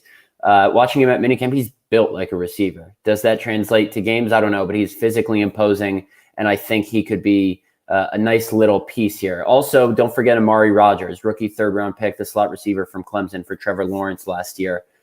He could be a really nice player if they find kind of a gadget role for him in this offense and from the slot, because the Packers really haven't had a real slot receiver since Randall Cobb. Yeah, and something I want to bring up here, just to switch back to where we were discussing earlier about the offensive line, and how years ago he would Aaron Rodgers, that is, would continuously get sacked. And is there any help aside from Corey Linsley? And we have to realize that Corey Linsley is gone. He's out in Los Angeles now. So, Matt, I got to ask you this question now with the longtime center for the Packers. He's now gone and now out in Los Angeles. Where do the Packers go? Do we see 2nd round pick from this year? I believe Josh Myers. Yeah. Yeah. So thank you for filling in the blank there. Do we see him possibly taking on this new role to be, the anchor of this offensive line? It's possible. I still think it's going to be David Bakhtiari. He's the best. He's the best offensive lineman in the NFL. Certainly the best left tackle. Was named a 1st-team All-Pro last year despite playing only 11 games. That's just how good he is. He tore his ACL in practice on New Year's Eve while they were preparing for the Week 17 game against the Bears. I think the Packers would have made the Super Bowl if they had him because the protection at tackle was really an issue in the NFC Championship game. That that being aside, Bakhtiari is going to be the anchor. Elton Jenkins is one of the best young offensive linemen in the league. He was a Pro Bowl starter last year. Yes. Can play any of the 5 positions, which is incredible. He's given up 1 sack in his career. That's according to PFF. But the key point, like you said, is going to be Josh Myers. They lose the best center in football in free agency in Corey Linsley. He was a first-team All-Pro last year. And they bring in this guy from Ohio State. Ironically enough, both Linsley and Josh Myers wore number 71 at Ohio State. So if they get even a little bit of Linsley out of Josh Myers, they'll be happy. And then at right guard, you'll probably have Lucas Patrick or John Runyon Jr. Being an Eagles fan, you obviously know who John Runyon is. Oh, yes, I do. His son, John Runyon Jr., last year was a rookie out of Michigan, 6th rounder. He could be a nice player. He played well when he had to fill in last year. Lucas Patrick is kind of that utility guy in the middle. Then right tackle is going to be Billy Turner. But Josh Myers, if Aaron Rodgers is starting, it's going to be interesting how a rookie and a 37-year-old future Hall of Famer interact. And then if you have Jordan Love and Josh Myers, it'll be interesting to see how 2 guys who have never stepped foot on an NFL field for a game who partner together. So either way, it'll be interesting. But it certainly does look like from early indications that Josh Myers is going to be the guy. Yeah, it's really, really crazy stuff, fellas, because again, we, completely circle back to where we started. Aaron Rodgers possibly not coming back. It's, Matt Schneidman believes that he will be coming back. But guys, Matt, I just want to say thank you so much for coming on here tonight. I really appreciate it. I know Ian and Rob appreciate it as well. Ladies and gentlemen, one final time. The Green Bay Packers beat writer for The Athletic and the host of the podcast, Head of the Pack. And on the bottom, on the ticker, Matt's Twitter is on there. So please give him a follow. And Matt, we hope to have you back on in the future. We really appreciate you coming on here on this Monday evening. Absolutely. You know where to find me. I'll be happy to come on anytime. Really appreciate it. Thanks, Matt. Have a great night. Yep, you guys too. Thank you. Well, fellas, so Matt Steinman, great man, great author as well, great writer, beat writer as well for the Packers. And let's keep moving forward here as we begin our full preview of the NFL and we continue on with the NFC North. Guys, let's get to the Chicago Bears here. They are a team that Matt Nagy, the head coach, said just a couple of weeks ago that if the double doink did not happen against the Eagles in 2018, they would have won the Super Bowl. LOL to that as an Eagles fan. But yes, he did come on record to say that. Ian Schraier, Rob DeLuca, not even going to ask you about that, but let's look ahead to the Chicago Bears here in 2021. Where do they go? Because honestly, I could see the Detroit Lions being better than the Chicago Bears. It's a tough time to be a Bears fan right now with all the unknowns at quarterback, no less. But I mean, because you don't know who's getting tapped. Week 1, it's starting to sound a lot like not Justin Fields, so which is making a lot of Bears fans angry. So nonetheless, it sounds like Andy Dalton. Giants fans happy. That as Giants, I was just going to bring that up. It sounds like Andy Dalton starting, which is music to Giants fans' ears. Because what that means with the Giants owning the Bears' first-round pick unprotected, Giants fans are looks as if that we might have lost Rob. Hope. Oh, okay. Rob, we just have to ask you to repeat. You said the Giants are, and then blank. Okay, so the Giants. I could be a game show host. I could be Alec Baldwin from Match Game. Go ahead. I love the sound of that. There we go. The But Giants are blank. Continue. The Giants are hoping the Bears. Giants fans are essentially hoping that the Bears finish 0-17 with one of, which isn't going to happen. But what is going to happen here is they are going to regress because the fact that they're not even going to in a place that the Bears are in, you'd think you might as well give Justin Fields the shot anyway. Like, what do you have to lose? Andy Dalton's not going to carry you to like 3-4-4-0 start. That's not what's going to happen. So I do think it's a good time to be a Giants fan because the Bears are likely going to struggle this season. that the Giants are going to have essentially 2 very high first-round picks, which is vital to their rebuild. But staying on course here, it's a tough time to be a Bears fan. And at this point, they just have to be hopeful that this season will put Matt Nagy on the hot seat and then eventually yeet him into the sun where they no longer have to deal with them.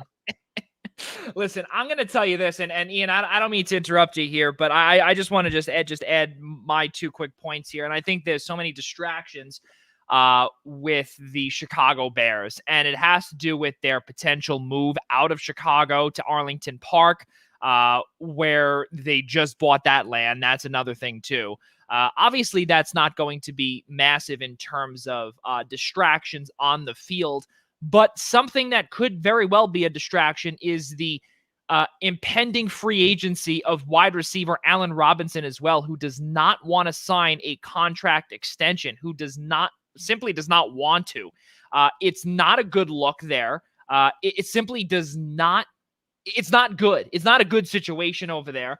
The way things are in terms of the quarterback situation as well, it's not good. You've got Nick Foles, you've got Andy Dalton, you also have Justin Fields as well, and you cannot come up with a formidable 1 through 3. And let's keep in mind, again, even though I'm an Eagles fan, I could tell you Nick Foles' career has completely dropped off since he won the Super Bowl in 2017. Why? Because he's not with Doug Peterson. He's not with anybody in Philadelphia or anything along those lines. But all joking aside, seriously, they need a true leader at quarterback. They don't have one. Andy Dalton did very well coming in for Dak Prescott last year in Dallas. But let's be honest here. You need somebody to try and develop Justin Fields, and I don't think Matt Nagy is the answer, regardless of him coming off of the Andy Reid tree that is known to develop quarterbacks. It's not the answer, in my opinion. I think Chicago is I think they're honestly going to be last place in the division this year. I just want to get to a couple of comments from our good friend Brian Morales before we get to Ian Schraier. Brian says, Goff over anyone the Bears have. Also, at this point, can they release Foles already so my Jets can get a backup QB? Big props to Gettleman for fleecing the Bears. Yeah, that is very true. And then the second comment here, and if Allen Robinson wants to come too, I'm good with him coming to NYJ. Well, I don't know if he'll come to the New York Jets because, and I'm not saying he wants to win or that's a team that he can't win at. And, it's a team where he can get his money, and he's not going to get it in Chicago. He's not going to be a winner in Chicago. It's possible he could get money with the Jets. Are they winners yet or contending? No, far from it. Ian Schraier, finish up with the Chicago Bears. Well, what we have to remember, and if Brian, obviously we know you're watching and listening, but thank you for that. Thank you for that. But our AFC East preview will be August 16th. That will be the day we want to hear all of your input on the New York Jets. And we do appreciate all the comments as always, Brian. Well, we have to remember one thing about the Chicago Bears is that Mitch Trubisky never never came to fruition. Look, they traded up one spot. They traded almost a full draft to go up one spot ahead of John Lynch with San Francisco and go get Mitch Trubisky, and it never came to fruition. Now they're on. So the only thing you can obviously task Matt Nagy with and kind of put him on the hot seat for is the fact that one quarterback has failed and what's going to happen with number 2. What we have to remember last year about the Chicago Bears is that in the second half of the year, their offense really started to take off a little bit. And the fact that this team did not lose Allen Robinson was a big, big plus for the Chicago Bears. There was a lot of talk that Robinson wanted out, that he was possibly going to be a trade bait at the draft. He never got traded, ended up staying with Chicago. So I think that gives them a little bit of not hype, but at least that I don't think that puts them in 0-17 country. I think that I'm expecting another good year out of David Montgomery. I'm curious to see how much we're going to see Cole Kmet, the tight end from Notre Dame, progress in year 2. I think, and then on the defensive side, they're still strong on the linebacking side. You still got, an older but still a veteran presence in Danny Trevathan, Roquan Smith. Obviously, I'm leaving out an All-Pro linebacker in Khalil Mack. But I think that's the question for the Bears is, are they going to be able to stop anybody defensively? At least with respect to, with respect to a pass rush and in the defensive backfield. And then on top of that, who's starting at quarterback? I mean, right now it looks like it's Andy Dalton's job, but I think at some point early on they're gonna have to turn, especially now with having preseason games this year, they're gonna have to turn the keys over to Justin Fields, because at this point he is your future. Your future is not Nick Foles. Your future is not Andy Dalton. Your future is Justin Fields. You traded up to go get a quarterback. You traded up to go get Mitch Trubisky. You traded up to go get Justin Fields. So I think this preseason is very, very interesting for the Chicago Bears. I would like to see Fields take first team reps this preseason. That's how important he is to the future of the Chicago Bears. But to Joey's point, yes, I do think they're a last place team. I do give to Brian's point about saying Goff over anyone the Bears have. I mean, we have to remember the Bears and the Lions are both in the thick of heavy rebuilds. They are still, both teams. I'm sorry to interrupt you, Ian. The Lions have been in a rebuild since I've been born. Go on. Well, I mean, now that Stafford's not there anymore, we'll get into them in a second. But these are two teams that are still 3-4 years away from contending. So right now, Bears. I mean, listen, I'm hoping they'll go 0-17. I would love to have the number 1 pick next year as a Giants fan. But yeah, I project them in last place. I think they'll be less competitive than Detroit. Yeah, I mean, let's be honest here. We brought up the many distractions that they've got, and then they also have a rookie quarterback that needs to develop. He needs time to develop. We'll see where that goes. Guys, let's keep our NFC North Division preview moving here, and let's go to the Detroit Lions that Brian Morales brought up just a few moments ago, and he said Goff over anyone the Bears have. Well, now I'm thinking to myself, I don't know about that, and I'll tell you why. Because who does Jared Goff have to throw to? He lost Kenny Golladay. He lost Marvin Jones. What else does he have? Not a lot there, Joey. Yeah, not a lot there, Joey. I mean, it's really tough. I agree with Ian that the Bears will likely be less competitive than the Lions, but that it's going to be close. But yeah, that does not say the Lions are going to be better by any stretch of the word. It just means that the Bears have gotten that bad. That's really what that means. The Lions have not gotten better. Sure, they're finally starting to start over what was already a rebuild of whatever the heck you want to call it out there in Detroit, because that's literally what it is. It's just a kerfuffle of things just never going right for the Detroit Lions. Right there, Rob DeLuca, kerfuffle. I like that. That's pretty good. A lot of things never going right for the Detroit Lions.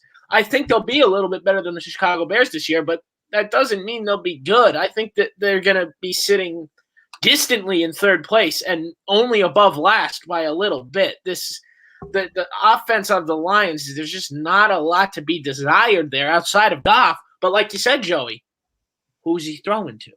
Right. And yes, see, Brian Morales also says good word choice. So now Tyrell Williams, New York Jets legend Brashad Perryman. I'm sorry, Brian, I had to say that. And also, let's not forget, former Green Bay Packers wide receiver Geronimo Allison. So on paper, it's an injury-riddled wide receiver room.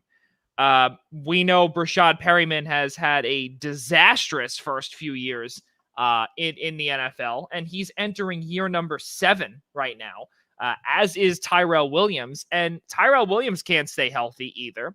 And Geronimo Allison, I don't think personally he can be that number 1 wide receiver. Excuse me. No, but I think Joey, he could be a decent number 2 or number 3 option. I think we saw him just be based on all the receivers in the room in Green Bay. Geronimo Allison, kind of stood out as a 4th or 5th option for Aaron Rodgers last year. Now, granted, the wide receiver room in Detroit is not as deep as the wide receiver room in Green Bay. I think what puts the Lions over the Bears slightly is the fact that their quarterback, as Brian alluded to, is Jared Goff. Yes. And I think you've got a guy who's got veteran experience. You have a guy who's played in a Super Bowl. You've had a guy who's played on the big stage before. And I think that gives them a little bit enough of an edge. I think we need to see TJ Hawkinson take a step forward in his second year at tight end for the Lions. I think that's very important. But I also think a piece that we can't understate for the Lions is the stability, unlike the Bears, of their offensive line. Oh my God, yes. If Taylor Decker can stay healthy, they've got a great staple there at left tackle. You've got an all-pro in Frank Ragnow at center, and then you just drafted your left tackle of the future in Penei Sewell to come play right tackle out of Oregon. So I think that a lot is going to be run through DeAndre Swift, their first-round draft pick last year out of Georgia, to run the ball. I think they're going to be a run-heavy team. I'll be very interested with Dan Campbell as their new head coach to see if he's he's kind of gives that gritty exterior look of a ground and pound like team. I don't know. Coming from New Orleans, you wouldn't think so. You would think they'd be more of a pass heavy team considering the franchise that he came over from. But I think the fact that they have that stability in the O-line, I would just like to see Hawkinson take a step forward. And if Tyrell Williams can actually stay healthy and find his game a little bit, I think they might have I wouldn't call him a number one wide receiver by any stretch, but I think he would be more than serviceable for Goff.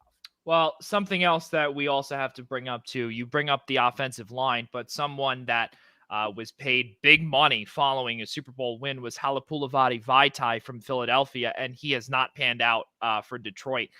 He's looked like the pre-Super Bowl Big V, and unfortunately for him, he might lose his job. Seriously, he just might. And the big thing that's really keeping him in Detroit right now is that contract.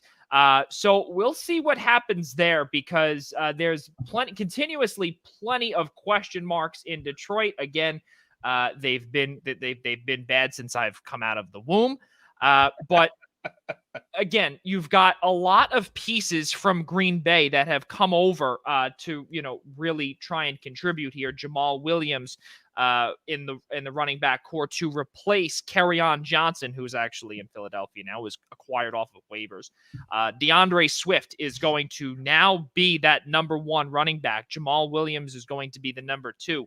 We'll see what happens with that running back core as well, and that will all rely on the offensive line to see how well they could do against the rest of the NFC North, and really, in my opinion, their entire schedule, which again is not really easy. They also have to play the AFC North. That's going to be another great division this year as well. Guys, let's keep moving forward here off of the Detroit Lions. Let's keep on moving within the NFC North division. We've got one more team being the Minnesota Vikings, and Anthony Tornatore, the Eastern Observer's lead writer for the Minnesota Vikings. Thank you for all you do with the Vikings. And covering them for us. Really appreciate it. But let's keep moving forward here with the Vikings, guys. They are in a complete no man's land. We don't know where they're going to be. We have no idea how well they could do. I can't even call them an 8-8 team. They're just all over the place right now. And really, there's no direction for them. They just lost one of their best safeties in Anthony Harris. They lost a few other pieces as well, all across the way. Ian Schraier, let's start with you here with the Vikings. I don't really know where to go with them because everything is just all over the place. Well, I think they're a little better than they were last year. I think you know what you have from Justin Jefferson right now as a number 2 wide receiver or a deep threat opposite the slot receiver and Adam Thielen, and I think that's going to make that offense that much better because when the receiver opposite Adam Thielen was Stephon Diggs, it just got Thielen so many more looks in the slot because you had to worry about that deep threat. So I think with that being established, I think that's going to make the Vikings offense that much more dangerous. To me, the two pieces that are the most important to Minnesota are A, Kirk Cousins, and B, Patrick Peterson. Defensively, this was a team that last year went out and got Yannick Ngakoue. And we thought that between him and Daniel Hunter, they were going to have a formidable pass rush to go up again and really challenge the Packers for the NFC North. And they were anything close to that. Daniel Hunter, coming off really what was close, if not an all-pro season, really took a huge step back last year. Now what they've done is they've gotten a little better in the run stuffing area because the Giants weren't able to retain him is Dalvin Tomlinson now to be their nose tackle. So, I mean, he's not going to give you a ton of push at the line, but he's a great run stopper. So he's going to help you against guys like Aaron Jones in that division. But for the Vikings, it's always been about their secondary. So, I mean, if they can get a pass rush going, that secondary looks even better with guys like Harrison Smith and Patty P. I think that they did actually make a good move in getting Xavier Woods to fill in. And Bashaud Breeland as well. And Bashaud Breeland too. So yeah, I think they're much further. I mean, now that 17 games, we can't say 8-8 anymore, or 8-9 or 9-8. I think they're think they are a 10-win team. I think they could even, especially if there's no Rodgers, I think they steal one against Green Bay at home. So yeah, I think they're a double digit. If they don't win the division, I think they're 100% a playoff team right now. So something else too is that we also have to watch too and see if the emergence of Justin Jefferson continues as well. We'll see what Dalvin Cook can do. He had a phenomenal season last year. We'll see what that offensive line is all about. Joey, I'm sorry to interject. I just want to say this one last thing. I think what really is important for Minnesota, what really factors into whether Minnesota makes the playoffs or not, it depends really what happens in the NFC West. With just that loaded division. Yeah. And I could tell you right now, obviously in our season previews of the NFL, I could tell you that I believe that the NFC West will have a pair of wild card teams. I believe that 3 teams will make it out of the West, but we're not there yet. We'll go through the rest of that. The NFC West later on in our preview shows down the road. Guys, in addition to the Vikings, I personally believe, before we get to DeLuca, I also believe too that exactly what Ian said about the secondary, that's where they've always started. They've always started from the secondary downward. And also they also signed Sheldon Richardson as well. And he was a cast off from the Jets. Also was in Seattle, tried to revamp his career there. He was also in Cleveland as well, tried to revamp his career there. We'll see maybe if the third time's a charm following his departure from the New York Jets. I think that really they can do something. I think that the NFC North is completely wide open. I will tell you that, and especially because of the issues in Cheese Country in Green Bay, it's so tough to see and to say that the Packers are going to be just this runaway team in the NFC North. Not even close. I think the Minnesota Vikings, again, they are, in my opinion, still in no man's land, but I think that they're definitely a little bit ahead of the Bears and the Lions. And when I say a little bit, I mean like there's a massive gap, and really it's the Packers and the Vikings on this side of the bracket. And then you've got the other two in the Bears and the Lions. Really crazy stuff, fellas, however, how this NFC North goes. But guys, next week will be, the date is to be determined on when we will have our broadcast. It does say on the bottom, Monday, July 19th, but that is an error. It's not a guarantee that it will be that date. So please, for those that are watching, it is still to be determined. As we are hoping that Ian Schraier will be with us. I know the 19th, some of us do have some things going on, so we want to just make sure that some of us are here for that. Next week is going to be the AFC South, so we will be previewing Carson Wentz's Indianapolis Colts. We will be speaking about the Julio Jones acquisition to the Tennessee Titans. We will be speaking about the disaster in Houston. Will Deshaun Watson ever play again? And also the other team, Trevor Lawrence's Jacksonville Jaguars. Will they be able to live up to the hype and win a measly 1 game? We'll see what happens there next week, ladies and gentlemen. It's going to be tons of fun there.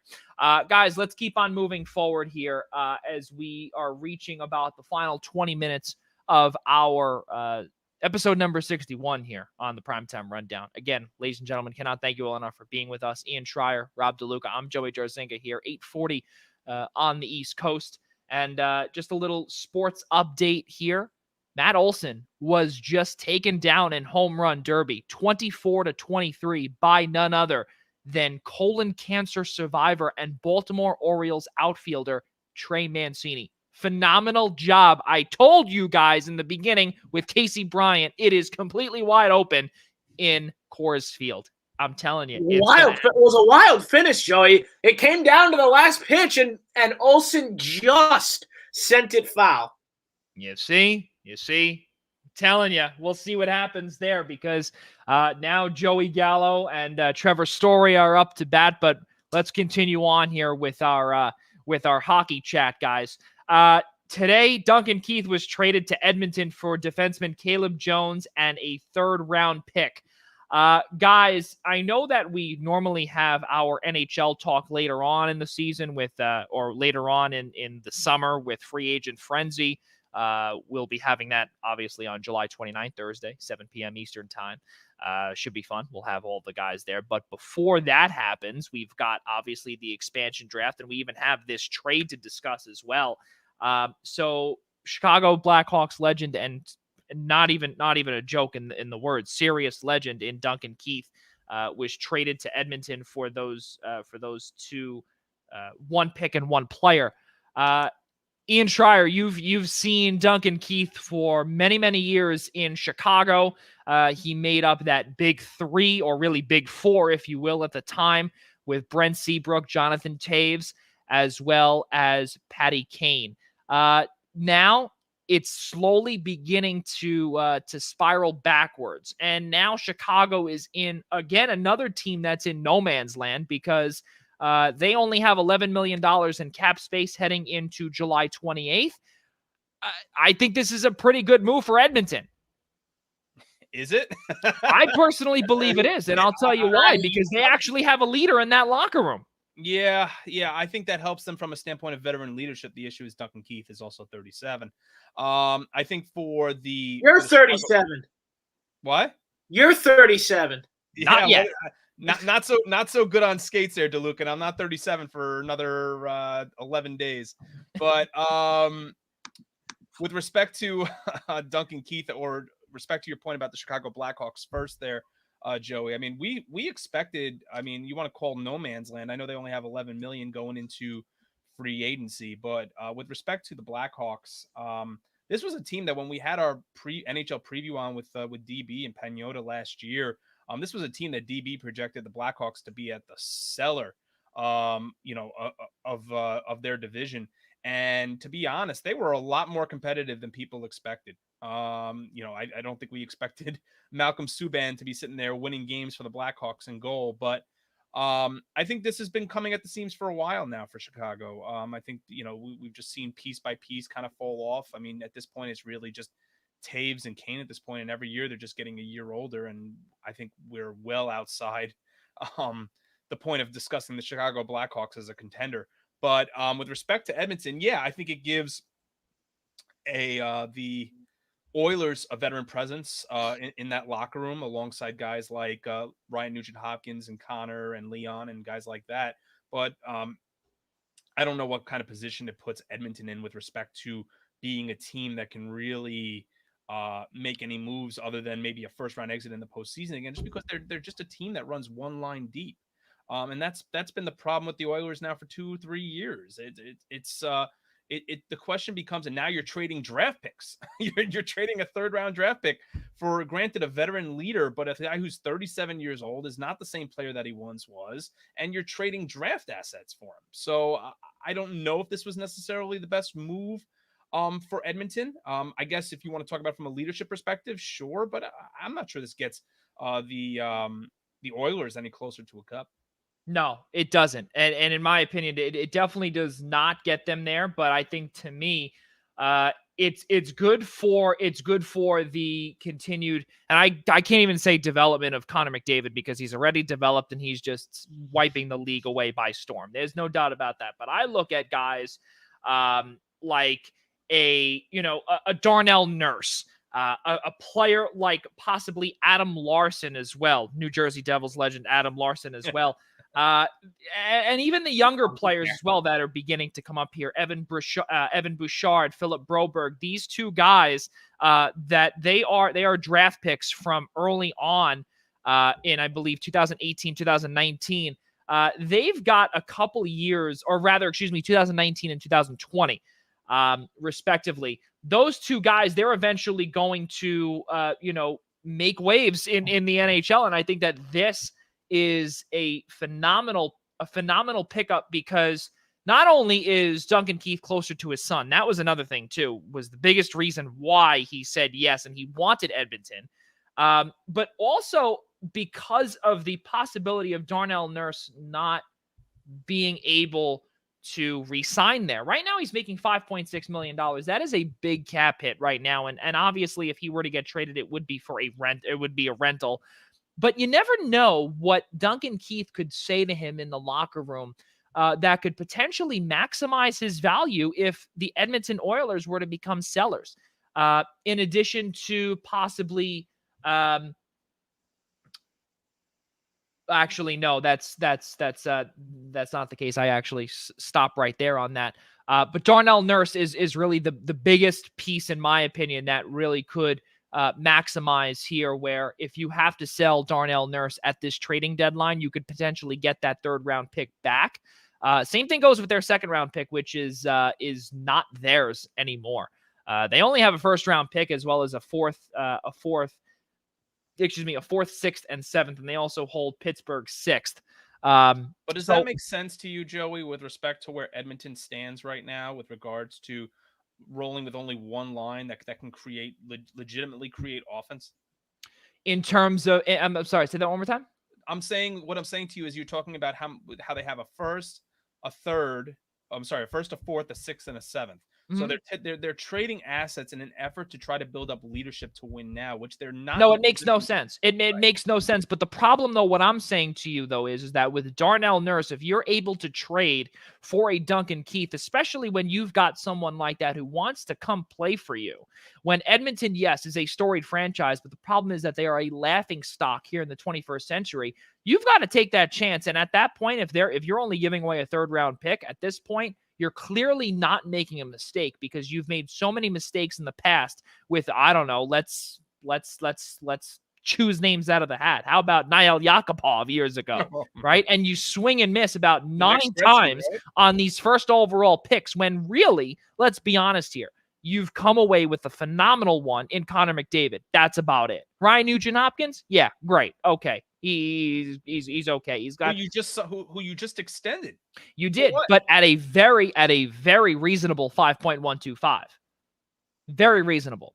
And that's exactly why I believe that they did it too. In addition to, if they have to become sellers, Darnell Nurse has no clause or anything along those lines. And there's evidently, in my opinion, if they were to bring back Larson, if they were to bring back a guy like Dmitry Kulikov at a very cheap deal, to me, it's a no-brainer that Duncan Keith, in my opinion, I think that this is kind of their going for it.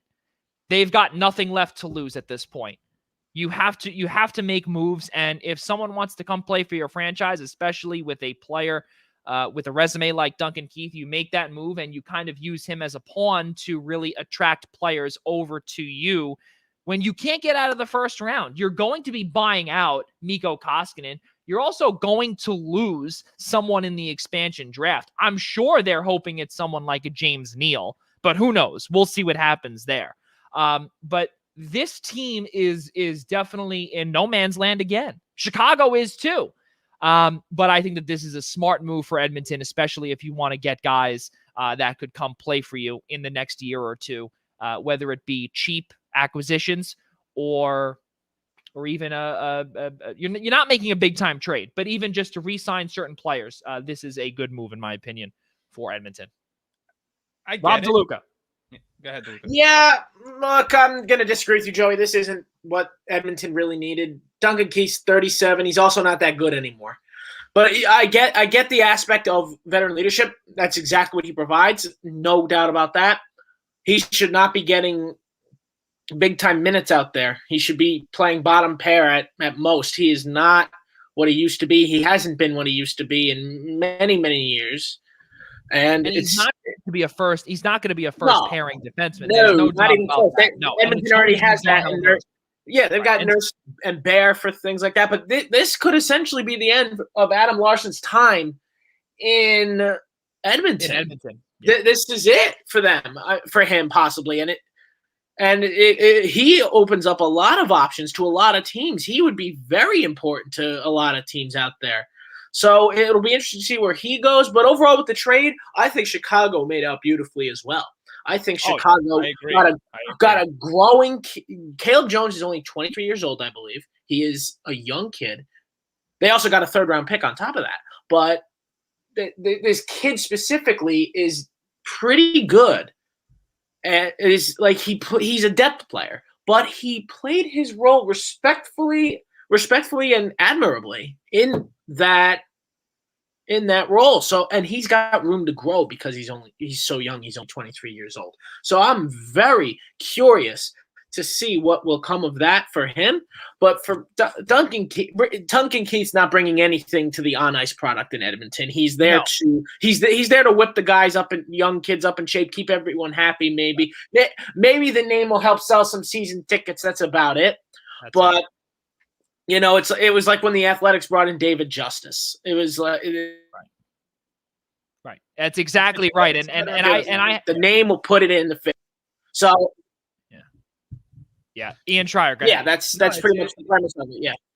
Yeah, it's a veteran presence, like Rob is saying. That's he and I are on the same page with that, with regards to saying how the Oilers, like it would have been a great move for them if this team was ready to compete for a cup. They're not ready, and they're not there yet. And this team cannot afford to be continuing to leverage their assets for players right now that would mean you're in win now mode. And I understand when you have players like McDavid, like Draisaitl, you know, like Nugent Hopkins, like guys like that, where you feel like you're in win now mode, but I just don't know what juice they're drinking, what dream they keep seeing, because they just continue to be a 1st-round exit every single year.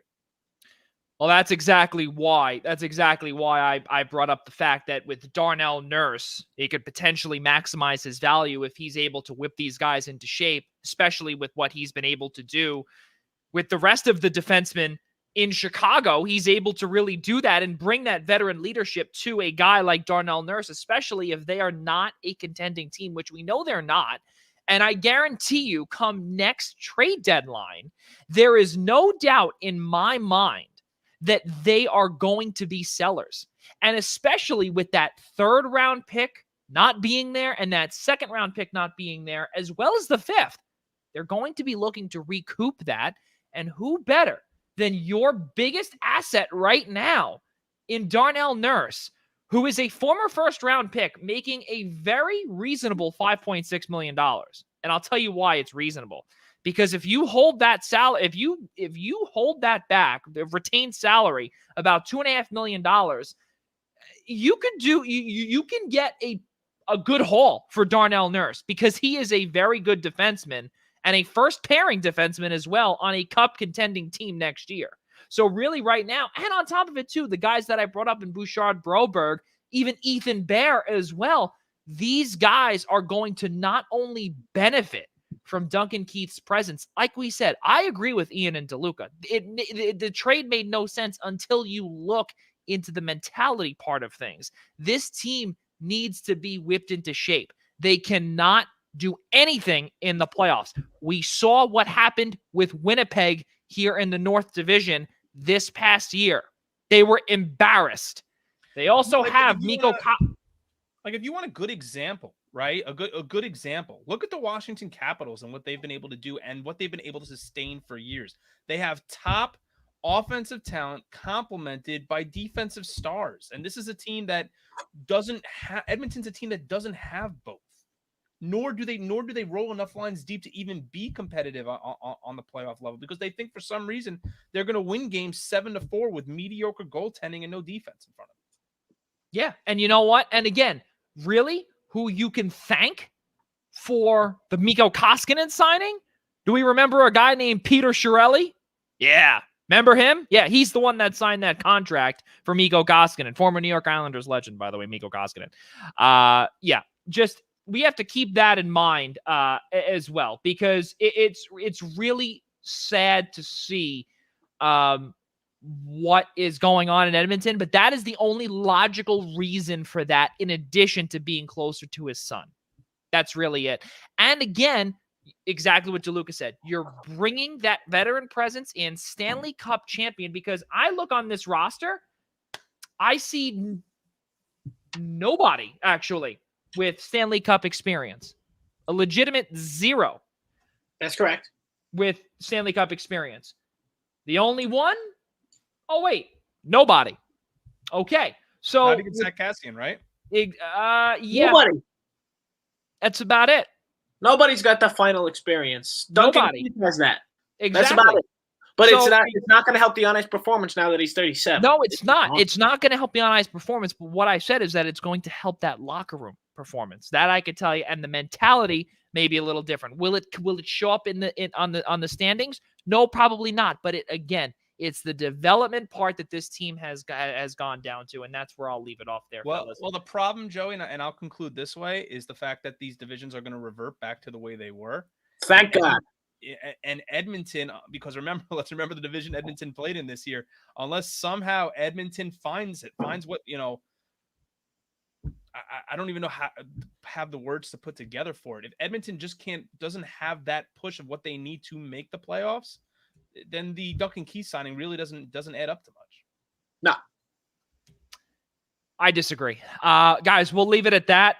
Let's keep moving forward here. Stanley Cup Finals review. Tampa Bay Lightning, nice and easy. 4-1 against Montreal. Kudos to Josh Anderson for scoring that goal. There's no doubt in my mind that was a gift from above from his former teammate, Matis Kivlenieks. For those that do not know, he suffered a traumatic blunt force trauma to the chest due to a faulty firework, more specifically for the firework experts, mortars. Again, we don't want to get too much into that, but Josh Anderson, though, did a fantastic job in year number 1 of his big contract that he signed with Montreal. But Tampa Bay is just too good. They're $18 million over the cap, as Nikita Kucherov said, or had on his shirt as he was holding the Stanley Cup, which, by the way, broke. It is broken, and we cannot get that. I couldn't get that up fast enough before the show began, but the Stanley Cup is dented. Yeah, and it's dented badly too. The bowl on top is nearly recyclable at this point. Rob DeLuca, you got to see Tampa Bay. This is the beginning of a dynasty. But is it the beginning of a dynasty with an asterisk because they're over 18 million? No, this team was good. This team's good enough. The moves they took advantage of bad NHL rules. They're going to get changed more than likely to make sure this doesn't happen again. And for the record, no, I think this is the start of something special. The core of Tampa Bay is not going anywhere. Expect a lot of the depth guys to not be there this next season. It's just that's the way things go, especially when you win back-to-back, which is rare these days. So you're going to see a lot of core guys or depth guys that are out of contracts probably take discounts to go home to their hometown teams because that's what you've won your cups. You won them back-to-back. So you're satisfied on that end. So you'll see a lot of guys like Blake Coleman will go home to Dallas, for example. Maybe Pat Maroon finds his way back home to St. Louis. Who knows? And Stanley Cups follow Pat Maroon, actually. So actually be on the lookout for wherever he goes. Well, we'll see where he goes, but there's also a lot of talk, fellas, too, with Tampa Bay that not everybody that you may think might come back. And the reason being is because we are in the flat cap era. And there are some signings that might need to happen. There were talks about the possibility. First off, you need a backup goaltender. They don't have that right now. They're also working with zero cap space heading into this upcoming offseason. They need a lot of things really to do. And it's really, it's not, it might not be the way that we're going to see things play out. We don't really know what's going to go on in Tampa Bay, but I think it's going to be, the way that we're thinking of. But there's some rumors going around out there that guys like Killorn or possibly a Cirelli or maybe a Yanni Gourde that could be a part of a mini exodus, if you will, because of the cap problems that Tampa Bay is now getting. Let's not forget Braden Point. He's an RFA with arbitration eligible next year, making $6.75 million. And Andre Palat, $5.3 million. Very, very cozy $5.3 million to Tampa Bay. We can guarantee he'll be making upwards of $7 million after this year is done. But again, congratulations to the Tampa Bay Lightning. I'm getting a text message here from Tyler Adele saying to acknowledge his comments. Well, for Tyler, who's actually my business partner here, let's be honest here, Tyler. If you know about us, you have to comment on the Eastern Observer page, buddy. Okay, you don't comment on my page or anything along those lines. You have to acknowledge anything on the Eastern Observer side of things, and then we'll be able to acknowledge it. So there you go. I feel like he of all people should have known that. Exactly. Well, that's exactly what I would think as well. So unfortunately, I can't acknowledge your comment if I can't see it on here. So let's keep moving. Well, thank you for your comment anyway, but I wish I saw it sooner. Guys, let's keep moving forward here. We've come up to the conclusion of our show. We're up to our sports update here. The legendary Pierre McGuire is going to the front office in Ottawa as the senior vice president of player development. Well, I just want to bring this up here. As we could see, Rob DeLuca is beginning the segment of what really grinds his gears. But no, they actually had a show called Pierre Knows Everything. Pierre Knows Everything. They actually had a show in Ottawa named that, and it was a radio show. And Sportsnet, the ESPN of Canada, made a comment about it, and they were actually mocking that. I don't know why Ottawa would take a chance on Pierre McGuire, but hey, listen, he does have the experience. He claims he knows everything from inside the glass. Does anyone want to add any comments to that? Rob DeLuca definitely does. No, he doesn't. He'll know where every college player is from. He'll tell everybody. Oh, sure. There's nothing to add here. There's nothing to grind your gears about. This is just stupid. I love what I read the other today about how Pat Verbeek said when he was fired as the coach of the Whalers, I think it was in '93, that it was the greatest thing to ever happen to the Hartford Whalers. Mic drop. Guys, let's finish this up here with our kudos. Let's start with Ian Schraier. Your kudos goes to first. My kudos first, actually. Well, we already celebrated him and congratulate him, but I wanted to individually celebrate the accomplishment of our own Casey Bryan and congratulate him on his appointment with the Vermilion County Bobcats in Southern Illinois, and wish him the best of luck in his position as the Vice President of Communications and Broadcasting. No one like Casey Bryan living the dream between that and his comments about Jared Saltalamacchia. But my other, I just kind of came up with this other kudos because I saw it today and I had to mention it. And I know we don't have the picture, but the photo of Nikita Kucherov on his boat wearing the shirt that says 18 over the cap. That was a pretty lit moment, to say the least. Wow. With respect to Kucherov, and even though with his press conference moment of being shirtless, but on the boat, 18 million over the cap. Kudos to you, Nikita Kucherov, on not allowing you or your team to let that bother you and win a second straight Stanley Cup. Unbelievable. Rob DeLuca, your kudos goes to. I brought it up a month ago, baby. I said that you watch out for Italy in the Euro 2020 tournament. And look, lo and behold, my people are now champions of Europe. The greatest country in Europe by far. It isn't even close. What a tournament. What a performance by Team Italy. Way to come back against England in London at the Wembley of all places to just battle. Gianluigi Donnarumma, you are the new face of Italian soccer for the next 20 years. Gianluigi Buffon retired. This was your first major event as the goalkeeper, and you just did spectacular work all tournament long. Good for you. Good for the Azzurri. What a beautiful time to be someone of Italian heritage. My kudos goes to our very own Al Carl for getting married this past Sunday, just about a little over 24 hours ago. He celebrated his marriage with a phenomenal woman, Stephanie, and I had the pleasure, as well as Tyler Adele, to be in attendance at this wedding in New Jersey, and we would like to say to our good friend Al Carl a big congratulations on what was a phenomenal wedding. And you know, from the Eastern Observer to you and your entire family, as well as the Pro Wrestling Pick'em family, a phenomenal partnership. Congratulations, Al Carl. You are my kudos for this upcoming week. Guys, just want to come up with a couple of more comments. Brian Morales says, great job again. And always, guys, thank you very much, Brian.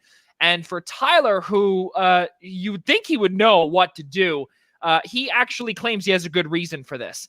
I would like to apologize, as my brain at the moment is mashed potatoes. Well, with that being said, I mean, we know that, but I mean, thank you for putting it in words. Ladies and gentlemen, episode number 61, once again, was presented to you by Black Cats NYC. Really good stuff there. Let's get to our final thoughts here. Be sure to subscribe to the Primetime Rundown by searching the Primetime Rundown on the following platforms: Google Play, Apple Podcasts, Spotify, and iHeartRadio, as well as YouTube by searching the I-95 Sports Network. Also, tomorrow night, episode number 62 of the Essential Wrestling Podcast, presented to you by Pro Wrestling Pick'em, will come your way beginning at 6 p.m. tomorrow, July 13th, right here on the Eastern Observer. Also, be sure to tune in every Monday through Thursday on the Eastern Observer, as the Daily Wrestling News Show will come your way beginning at 10 a.m. with Minutes to Bell Time's Ryan Joy. That begins at 10 a.m. Eastern Time tomorrow on the Eastern Observer.